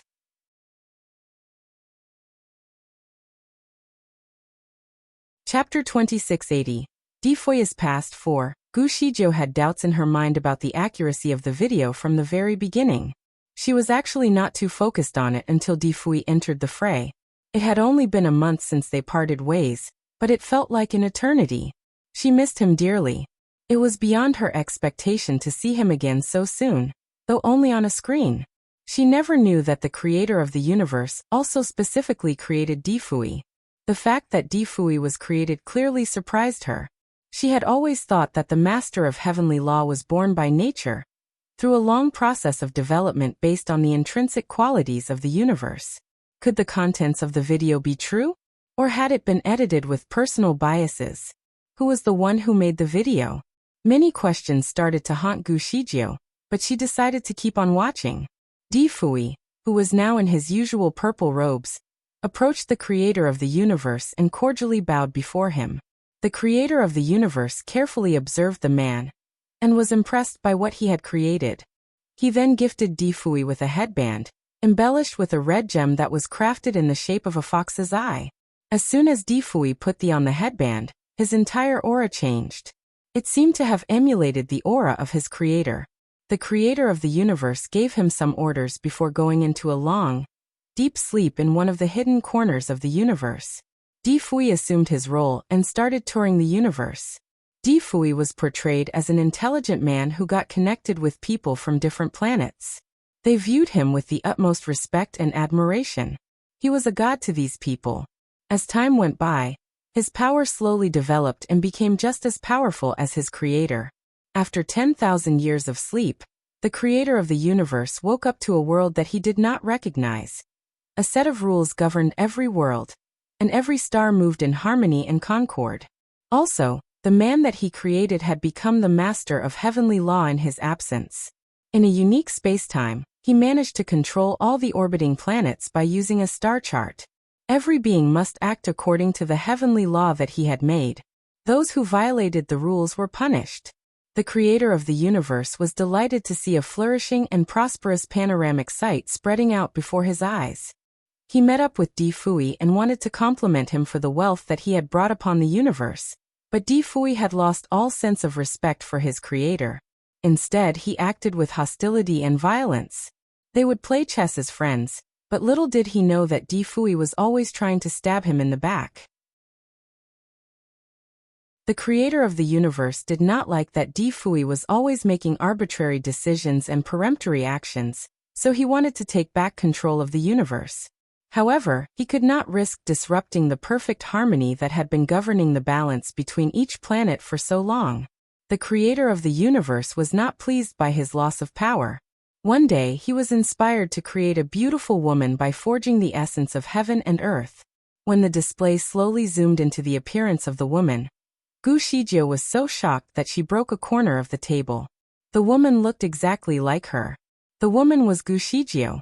She never knew that the creator of the universe also created her. Gu Shizhou rubbed her nose in bewilderment. Should she be proud of her heritage?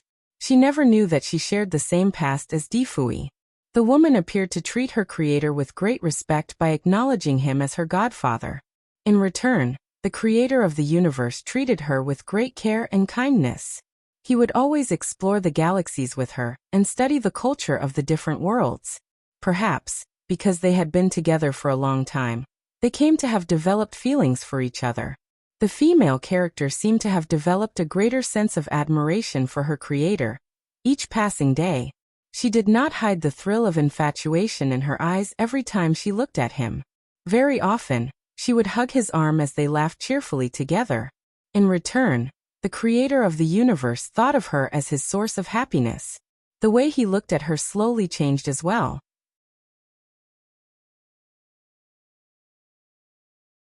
Chapter 2681. An exaggerated plot of absurdity. The creator of the universe even gave her a name, Shijio. She had the meaning of being highly valued. As for Jiu, it meant long-lasting. Jiu was also how the number 9 was pronounced in Chinese. The imperial number was also the highest numerical number before the perfect 10, so it was the closest number to perfection. He named her so because he intended to cherish her for an eternity. Her name was also a sign that she would one day become the imperial and domineering master of the universe. On the screen, Shijio seemed to be highly fond of her name. She expressed great enthusiasm toward him and asked for his name.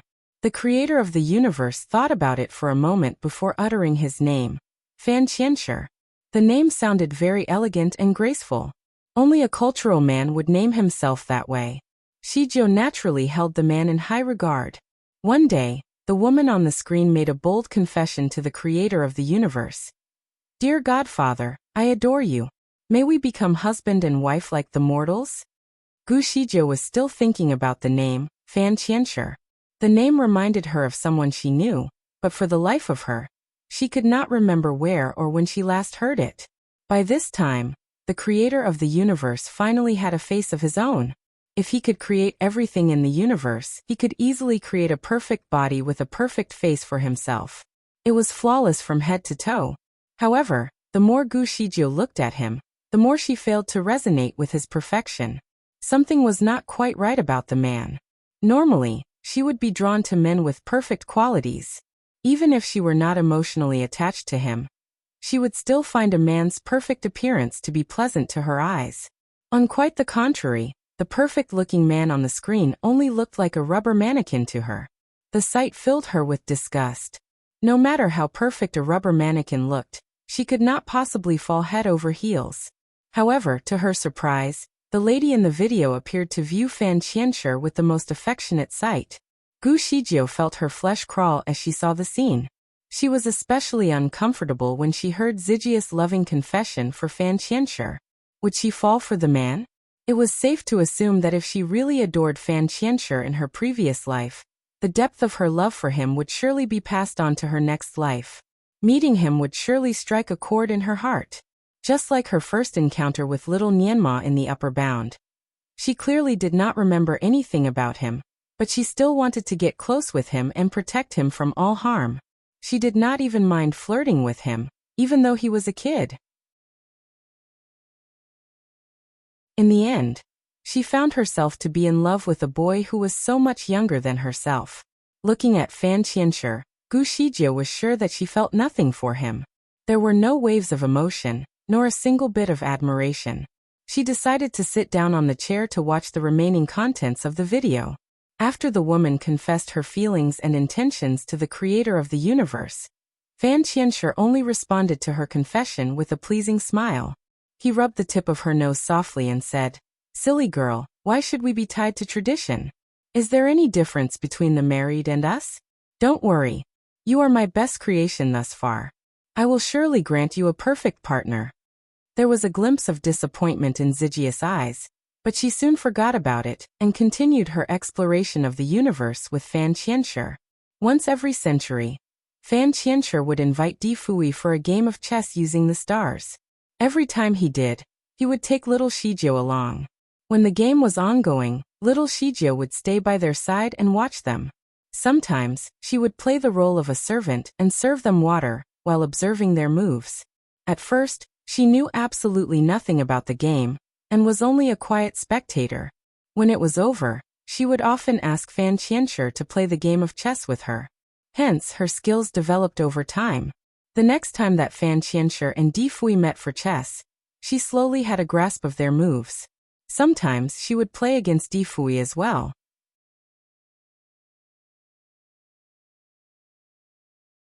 Chapter 2682. An Exaggerated Plot of Absurdity. 2. Fuyi did not pay much attention to her at first. She was merely a stranger who was irrelevant to him. Her talent, however, managed to impress him, so he did not mind having her as an opponent for a game or two. Over time, Fuyi grew fond of her. When he went fishing in the Milky Way, he would very often catch certain fishes that possessed an immense source of spiritual power, and also tasted good. He would reserve his good catches specifically for Gu Shijio. The two men never needed any food, so Gu Shijio would finish most of the fish on her own. Day after day, her spiritual power gradually increased. As the video progressed, Gu Shijio realized that everything in the universe was still in perfect harmony. The main difference was that Fuyi seemed to fancy Shijio, the girl whom he called as his young little apprentice. They no longer only played chess together. Instead, they would often travel from galaxy to galaxy together. Those were happy days for both of them. Soon, Fuyi started looking at Shijio differently. In return, Shijio seemed to be quite attached to Fuyi as well, whom she called her big brother in purple robes. However, Zijia's heart still belonged to Fan Qianshi. She would propose to him every few centuries, but Fan Qianshi was never in a hurry to tie the knot. As time went by, Shijio grew to have a slight feeling of resentment towards Fan Qianshi, so she started spending more time with Fuyi instead. Slowly, Fuyi realized that he had indeed fallen in love with the little girl. However, what Shijio had for Fuyi was merely the bond between a brother and a sister. She never took him as a lover. One day, Fuyi finally proposed to Shijio. He wanted her by his side, always and forever. Shijio finally realized how Fuyi felt about her, but she clearly knew that the man she loved was Fan Qianshi, so she turned away from his proposal. Fuyi was never worried about rejection. Therefore, the two of them still traveled around and explored places together. He would take her to different wine tastings in the mortal world, or share some heavenly wine with her that he had personally fermented. Feeling comfortable with the man, Shijio never had her guard up with him. One time, she got drunk while consuming heavenly wine and found herself high with euphoria. That night, they finally broke the barrier and had sex with each other. It was already too late for her by the time her sobriety returned. Without a choice, she had to agree to Fuyi's proposal. They went to meet Fan Qianshi and asked if he could marry them in the ceremony. The news struck Fan Qianshi like a sudden bolt of lightning. He could not find a word to express his astonishment by what had happened. In the end, he helplessly agreed to preside over their wedding ceremony. Nonetheless, Fan Qianshi still felt the need to talk to Fuyi in private. He told Fuyi about his responsibility as the master of heavenly law. As the man who governed the rise or fall of the universe, he should never have any inclination or prejudice against anyone. Emotions should be avoided at all costs, or else it would be difficult for him to be fair and objective with all his decisions. Should he get distracted by love, all 6 worlds would be in chaos. In other words, the master of heavenly law should never be in love. He should refrain from having any emotions. However, Fuyi was allowed to marry Shijio under one condition, which was to resign from his position as the master of heavenly law. Fuyi, however, never believed a word that he was told. He made the heavenly laws, so there should not be any violation even if he insisted on getting married. In fact, he treated Fan Qianshi's word of advice with contempt. As the master of heavenly law, he proceeded with the wedding without the man's blessing. The heavenly law had come into existence for many years, so it had become the principle that paved the way for everything to flourish in the universe. It was the laws that should be obeyed by all. Not even the master of heavenly law had the power to escape it. True enough, as soon as Fuyi and Shijio were married, all worlds started falling apart. Natural or man-made calamities haunted many places. Most lands were disintegrated and torn by dissension. The 6 worlds were in a state of complete disorder. Eventually, Fuyi chose to believe in Fan Qianshi's warning. There were only 2 solutions. The first option was to break up with Shijio, so his power as the master of heavenly law would be restored. And the second option was to surrender his power as the master of heavenly law and let Fan Qianshi assume the role.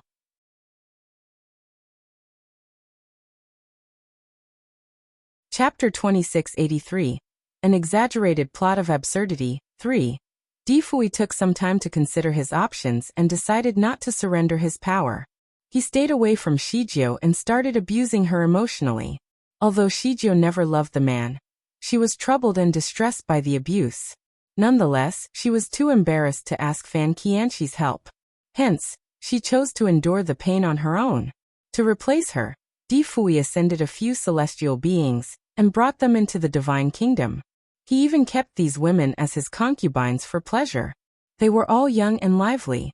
But more importantly, they treated Fuyi well. Fuyi treated them with equal kindness, but still chose to mistreat Shijio. He made up many excuses to dismiss Shijio from her position as the Empress. Eventually, she became a concubine and was bullied by the other concubines. Shijio always held herself aloof from the world, but the long-term torment changed her. She used to dress in white to appear elegant and refined. However, her change of character had affected her style. Eventually, she became more inclined to dress in black. In a way, the continuous abuse slowly killed her spirit and made her look dark and haggard. The master of heavenly law was allowed to have multiple wives, as long as no emotions were involved. As he managed to rid his feelings for Shijio, soon, peace slowly returned to all 6 worlds. Fuyi was finally happy that things had returned to normal. He was pleased with the changes he made and the results he obtained. He clearly indulged in his life of many wives.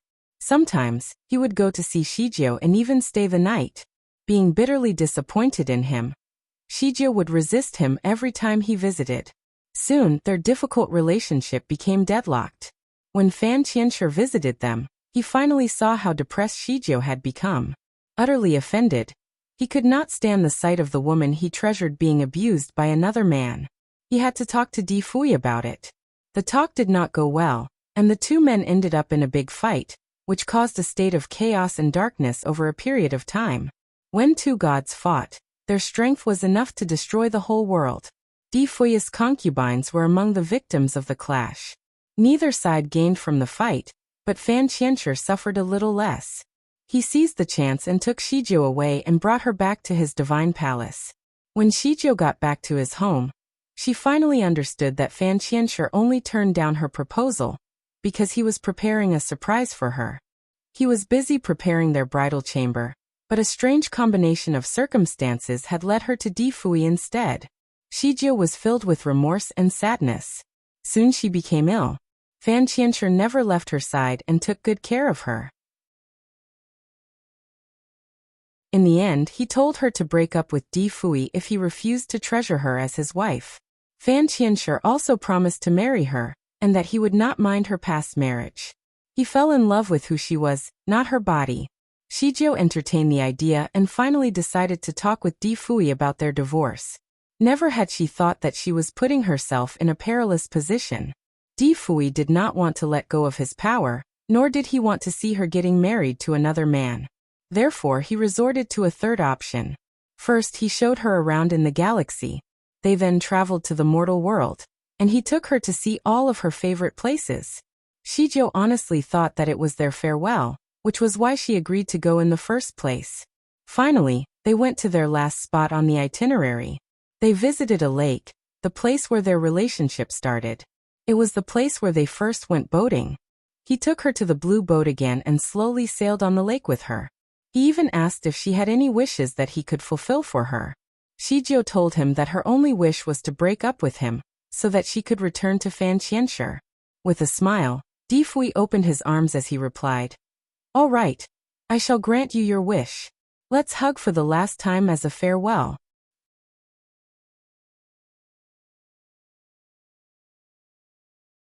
Chapter 2684. An Exaggerated Plot of Absurdity 4. Shijio thought about it and decided to hug him. Little did she know that those were the last moments of her life. Fuyi drew out a blue knife and put it straight through her heart. The knife was no ordinary weapon. It was a magical item that belonged solely to the master of heavenly law.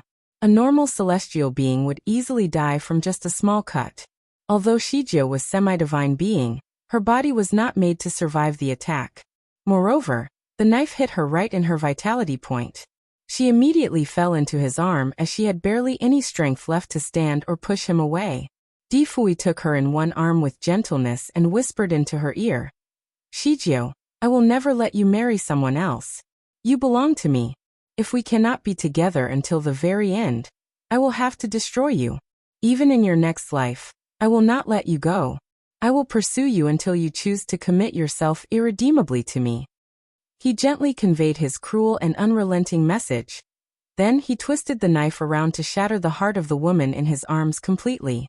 Shijio finally closed her eyes with dawning recognition of her final moment. I will never love you, not now, not ever. That was her last message. In conclusion, the video was a dramatic story of love and death. The plot was carefully arranged with a good sense of rhythm and interesting contrasts of characters.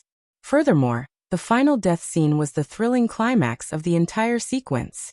Shijio got to see every expression of the characters throughout the video as everything was sharp and clear. Even the water droplets on the grass were clearly displayed. The last scene was clearly very frustrating to her. Shijio clenched her fists to suppress the urge of trashing the entire screen, because she had to keep watching. The scene rolled on. And Fuyi was then seen disposing of her body into a lake as soon as he killed her. There lived some fearsome and yet attractive predators in the lake that preyed on human flesh. Shijio loved eating the piranhas. It was a complete life cycle that she ended being eaten by piranhas at the end of her life. After consuming her spiritual body, the piranhas managed to transform themselves into humans. Fuyi looked at these piranhas and sighed. She must be alone on the dwelling path to death. You should all accompany her. He waved his sleeves and sent a flash of 7 colored rays to cover all of the piranhas in a bubble. When the light faded, the monsters disappeared as well. When all was said and done, Fuyi finally went to meet Fan Qianshi, who had been desperately looking for him. Fan Qianshi asked for Zygius' whereabouts, but Fuyi smilingly answered him with another question. You have only created her to lure me with her beauty, haven't you? Fan Qianshi hesitated before admitting. Only in the beginning. I have surrendered my heart to her now. She should not become a tool in our fight. Let her go. I shall live with her in seclusion, and keep her away from any sort of fuss. You are still going to be the master of heavenly law. I am willing to give up the fight for her. Where is she now? Let her go. Dead. Fuyi softly said. What? Fan Qianshi's eyes became instantly tinged with blood. Don't you think I am aware that she was the root of all our troubles? The root of all troubles must not be kept. She needed to go. Fan Qianshi, she and I were once in love. She was once mine, so her heart and her body will forever be mine, not anyone else's. You will never be with her, even though you used to be the one she loved, Fuyi cruelly said.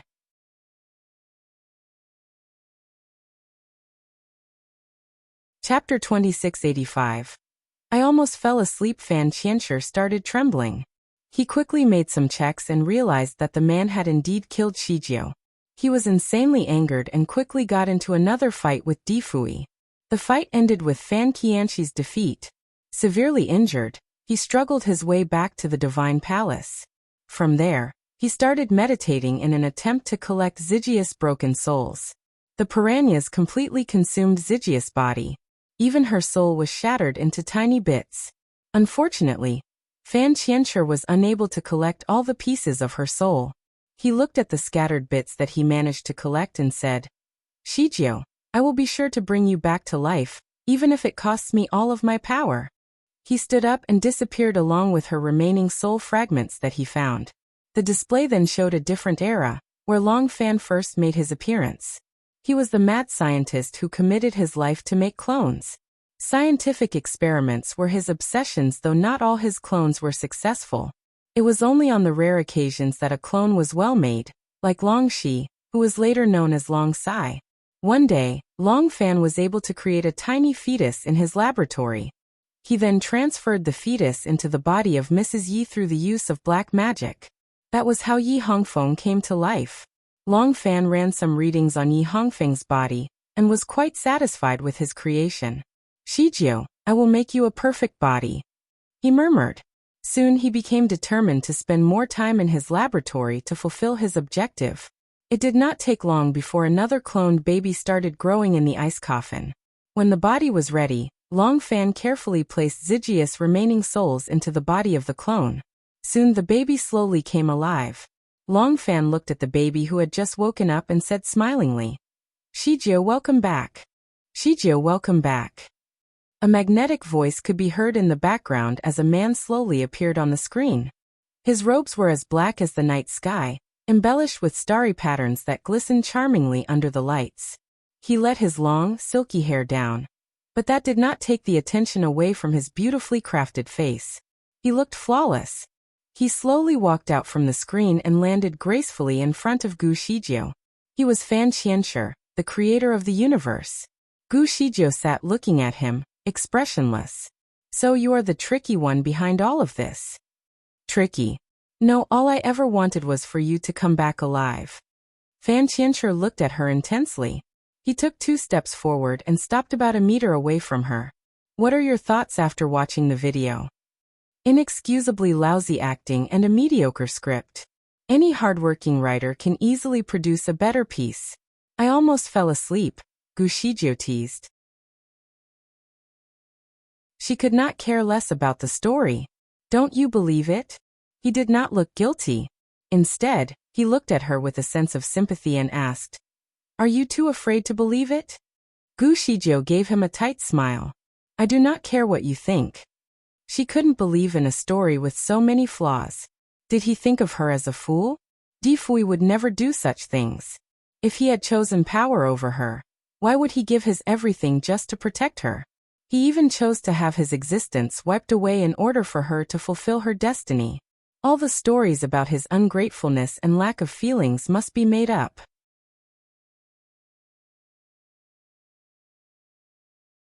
Chapter 2686.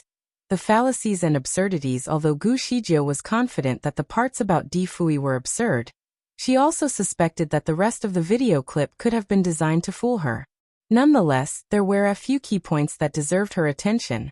Fuyi was the master of heavenly law, and Fan Qianshi was indeed the creator of the universe, so the story about the savage feud between these two must be true. As for the origin of Fuyi, Gu Shijio somewhat believed that the truth was not that simple. She found the explanation unreliable, though she did not have any evidence to support her point of view at that moment. What was of greater urgency was the emergence of Fan Qianshi from the screen. It seemed like Long Fan, the mad scientist, was one of his many identities. The sight of the man hit her in panic, but she remained calm and composed on the surface. As the creator of the universe, the level of Fan Qianshi's kung fu must be unfathomable. Even as a great deity, she was not confident that she could defeat him. Furthermore, she was trapped in an enclosure that was possibly designed specifically to confine her.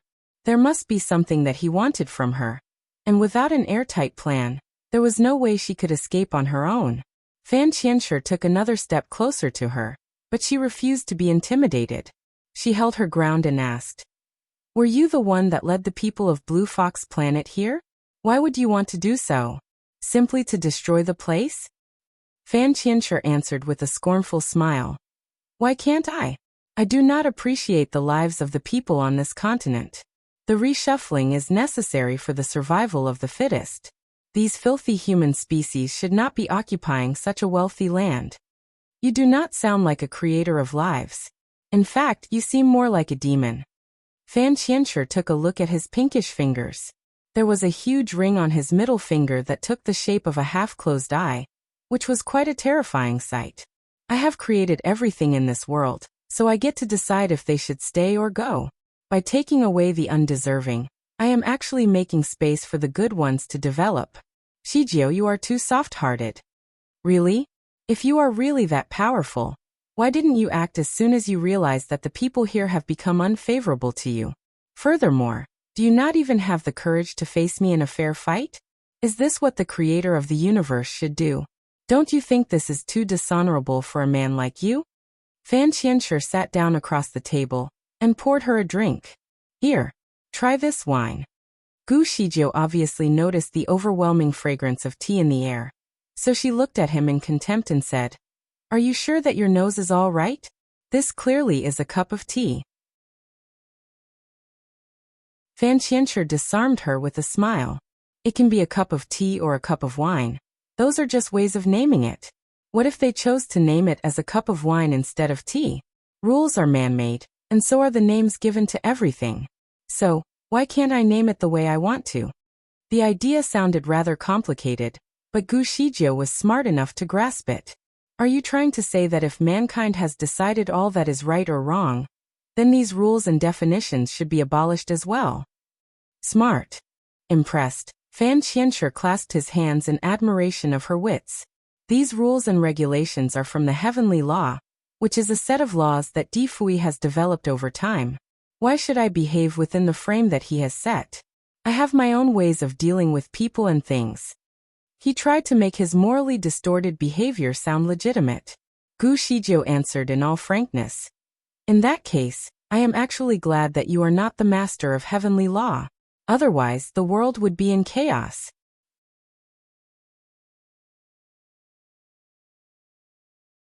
Chapter 2687. She never knew that she was pieced together. Fan Qianshi was slightly taken aback by her remark. Shijie, you have been brainwashed by this version of the heavenly law. I really regret everything that has happened. What do you regret? I should not have let you live your life in a commonplace. I should never have let you spend so much time with Fuyi. I should have taken you away the moment you were created. Fan Qianshi sighed. Gu Shijie slowly swirled the cup in her hand as she listened. You could not take me with you, even if you wanted to. After a slight pause, he continued. Shijie, you have always been very bright. However, you are mistaken this time. I could have easily taken you away, but I was not allowed to. When Fuyi murdered you, I only managed to collect 2 pieces of your fragmented soul. The rest of your soul was scattered in every possible corner of the world. In order for you to come back as a whole, I needed to collect all the pieces of your soul.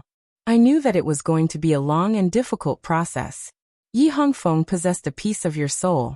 Gu Shijie, the daughter of General Gu from Starry Crescent Land, had a piece of you. As for the rest, I already collected them all from many different places. These broken pieces had to be regrouped and placed in a clone body. As Long Fan, I strive to transfer all the pieces of your soul into one body, so that you could finally be revived as a whole. Gu Shijie did not know how to react to that. She never knew that she was pieced together in that way. If that were true, perhaps there was nothing that this man could not achieve, if he were willing to take the risk. While she tried to find a way to escape, she continued to distract him by pointing out the fallacies in his false story.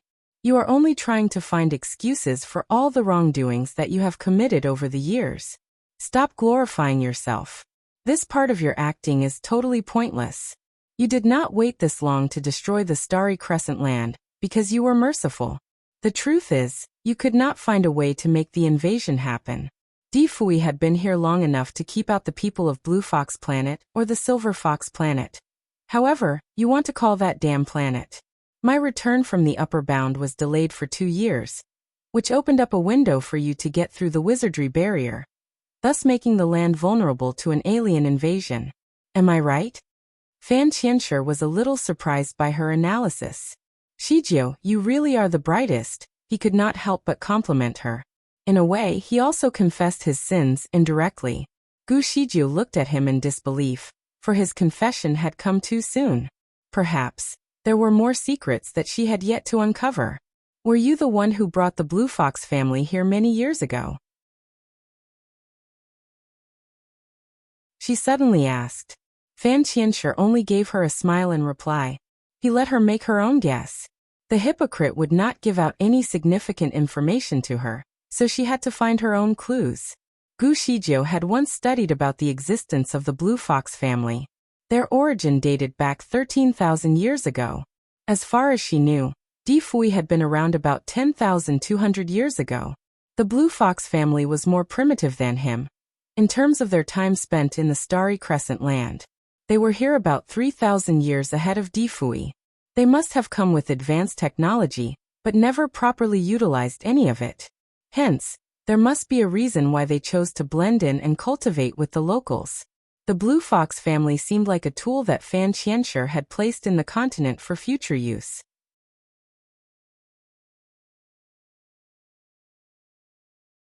Chapter 2688. Where are you taking me? It seemed as if the Blue Fox family were Fan Qianxi's pawns on this continent. But he really put everything in place for this day? Was it his goal all along to invite the people from the Blue Fox planet to the Starry Crescent Land? More worryingly, Fan Qianshi seemed to have placed a specific target on Lan Weihe's back. What was his ultimate purpose in doing so? Lan Weihu had lived peacefully among the people of the Starry Crescent Land. Even though Little Fox was part of the Blue Fox family's royal bloodline, that did not seem to be a good enough reason to get her so heavily involved in Fan Qianxi's plot. If the man's objective was to get back at Di Fuyi, how could Lan Weihe's involvement achieve that? Did he plan to exploit Di Fuyi's feelings for Gu Shijiu by putting her friend at risk? It could not be so simple, could it? Perhaps Little Fox's involvement was much greater than that. Perhaps there was something hidden from them that could change everything. Why did you put in so much effort to plot against Lan Weihu? Gu Shijiu asked nonchalantly. Can you guess? Is it because you had something to benefit from her heritage? Fan Qianshi laughed. Maybe it is because she is your friend. It could also be because she is from the royal bloodline of the Blue Fox family. Perhaps. I just could not bear to see her being defiled by someone of such a low class. It was clear to Gu Shijiu that his explanations were unreliable.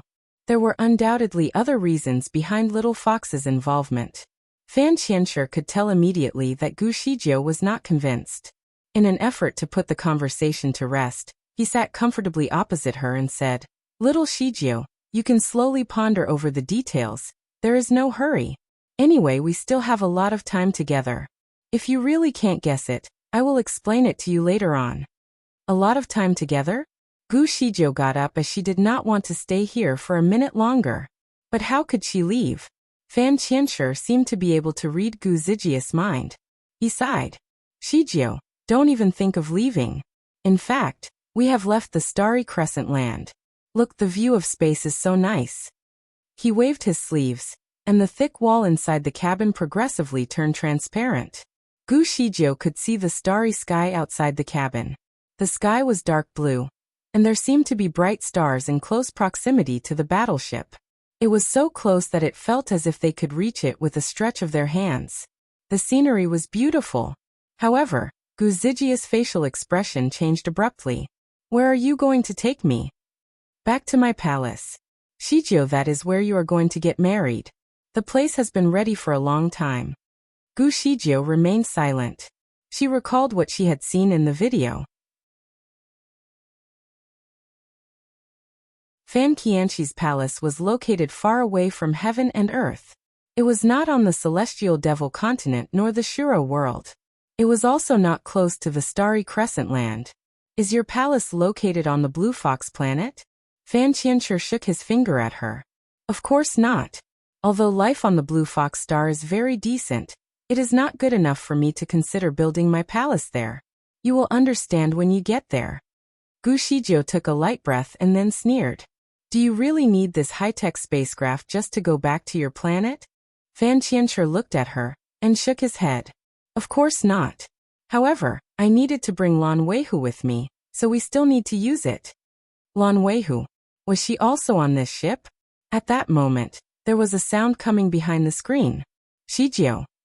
Gu Shijiu looked up and saw Lan Weihu slowly come out from the screen and land on the ground.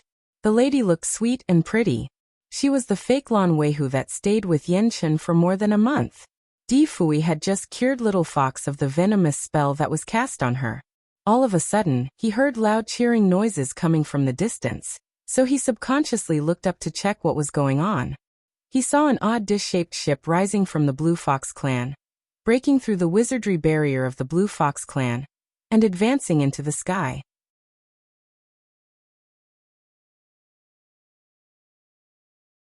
Chapter 2689. The Devil's Fetus. What was that? Although Di Fuyi was very knowledgeable, he had never seen anything like it before. After all, he had just returned to the Starry Crescent Land and rushed here as soon as he could. He had no idea how drastically things had changed during the time that he was away. He only had a faint feeling that the aura on this continent had changed without having any time to investigate it. As he watched the spaceship fly over him, he subconsciously wanted to attach himself to it. He had always been a curious man, and liked to chase after anomalies. For a long time he had wanted to find something that could pique his interest. This metal, silvery, and shiny object that could fly had certainly triggered his curiosity. "Father, little fox does not seem to be okay. Can ye cure her first?" Di Hao hugged Di Fuyi's leg to prevent him from leaving. Di Fuyi looked down at his son, who was looking back at him with a pair of big eyes. His request seemed to be genuine. Di Fuyi was aware that his son was not very kind-hearted. He would certainly not bother about saving two people who he had never met. Therefore, he must have his reasons to keep Di Fuyi here. In the end, Di Fuyi suppressed his curiosity and looked at Little Fox to see what else was wrong with her. After a brief analysis, his heart pounded in his chest. He stepped forward and quickly looked at her face to assess the situation better. His eyebrows were furrowed. His intense gaze certainly worried Lan Weihu. Subconsciously, she took a step back and checked. What happened to me?" She seemed to realize something was wrong. "Celestial Master Zhua. My body seems to have been replaced." She then raised her hand and observed it carefully. "This body should not be mine. This body is yours." "Ah." Lan Weihu opened her eyes widely after that remark. She was aware that there was an impostor around Yanchen that looked similar to her. Lan Weihu also knew that her appearance had gradually changed. Where was her baby? She could not seem to recollect her memories as Duan Mayan had often controlled her. After pondering for a moment, she said, "I have been pregnant for more than 4 months. If this is my body, then my belly should be visible, but it is flat." Lan Weihu offered her hand to Di Fuyi so that he could diagnose her by reading her pulse. After a moment, Di Fuyi let go of her hand and faintly said, "You have never been pregnant." Lan Weihu was stunned and blurted out, "How come?" "I have had morning sickness for some time, and the doctor at Tianju Hall had also told me that I was pregnant. Before I was captured, my stomach was already slightly bulged." Di Fuyi continued, "That is because you are pregnant with a devil's fetus." Lan Weihu remained silent, but was clearly stunned by the revelation. Di Fuyi gave her a brief explanation. "This devil fetus is born from a kind of devil magic. It is not a real fetus, but a fetus-like object that is formed by an evil aura. If nothing triggers it, then it will grow in you quietly like a human fetus, and get bigger and bigger as time passes. However, once it is triggered, it will gradually integrate into your blood, eroding your spirituality and causing your temperament to get more and more gloomy. You would even thirst for blood. If I am not mistaken, you have been eating living creatures lately by sucking their blood and eating their flesh, right?"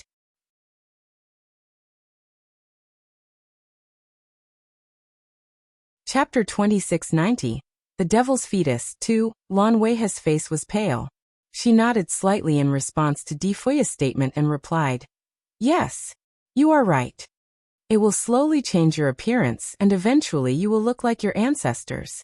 Looking at your appearance, I would suspect that you originated from the noblest bloodline of the Blue Fox family 10,000 years ago." Lan Weihu blurted, "I don't want to look like my ancestors. I want to look like my old self." "Your appearance will naturally return to normal once you remove the devil fetus from your body. You don't have to worry." Lan Weihu closed her eyes slightly after hearing this reply. She had mixed feelings in her heart about what was happening to her. On the one hand, she had certainly been looking forward to having a baby. However, she accidentally saw the fake Lan Weihu once and noticed that she was pregnant too. She thought that they had swapped bodies, but her baby was still alive and well in her body as well. She did not expect that.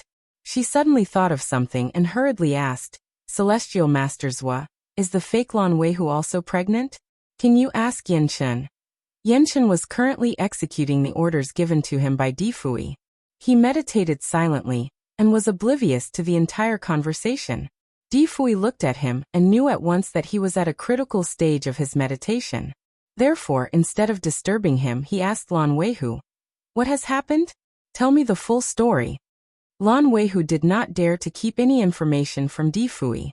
She told him everything about the invasion of the people from Blue Fox Planet, as well as when she was caught.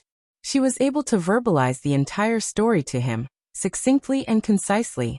Later, She elaborated on the most recent incident involving Yan Chun. Celestial Masterswa, while I was drinking with Duan Mayan and the soldiers, I was able to see Yan Chun and the fake Lan Weihu.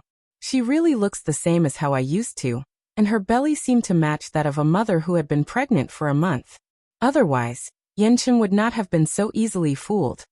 She sounded a little bitter after her last remark. Fuyi looked down and pinched his fingers together in his sleeve. He pondered for a while before asking, "Is your fetus a switching venomous mother fetus?" Lan Weihu looked at him with a confused face.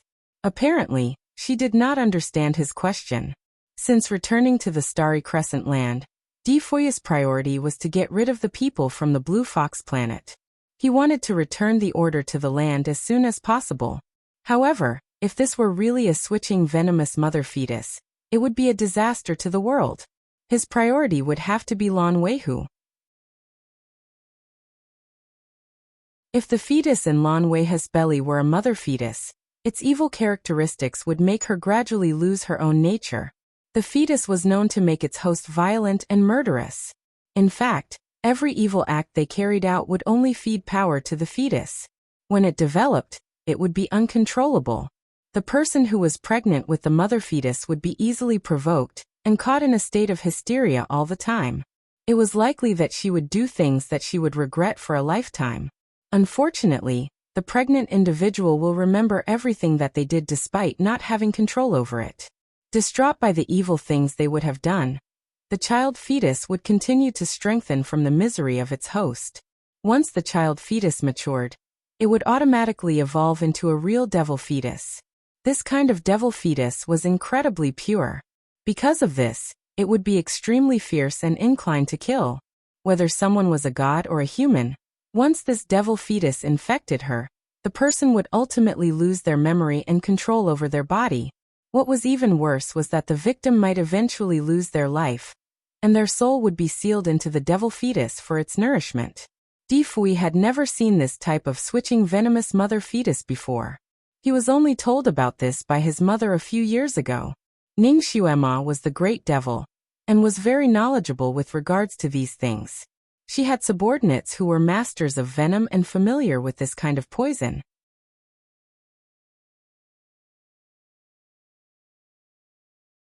Chapter 2691. The Devil's Fetus 3. Fortunately, it required quite exceptional conditions to grow this venom. It needed the mother to have an extraordinary bloodline, and the child had to be specially crafted to be the same as the mother.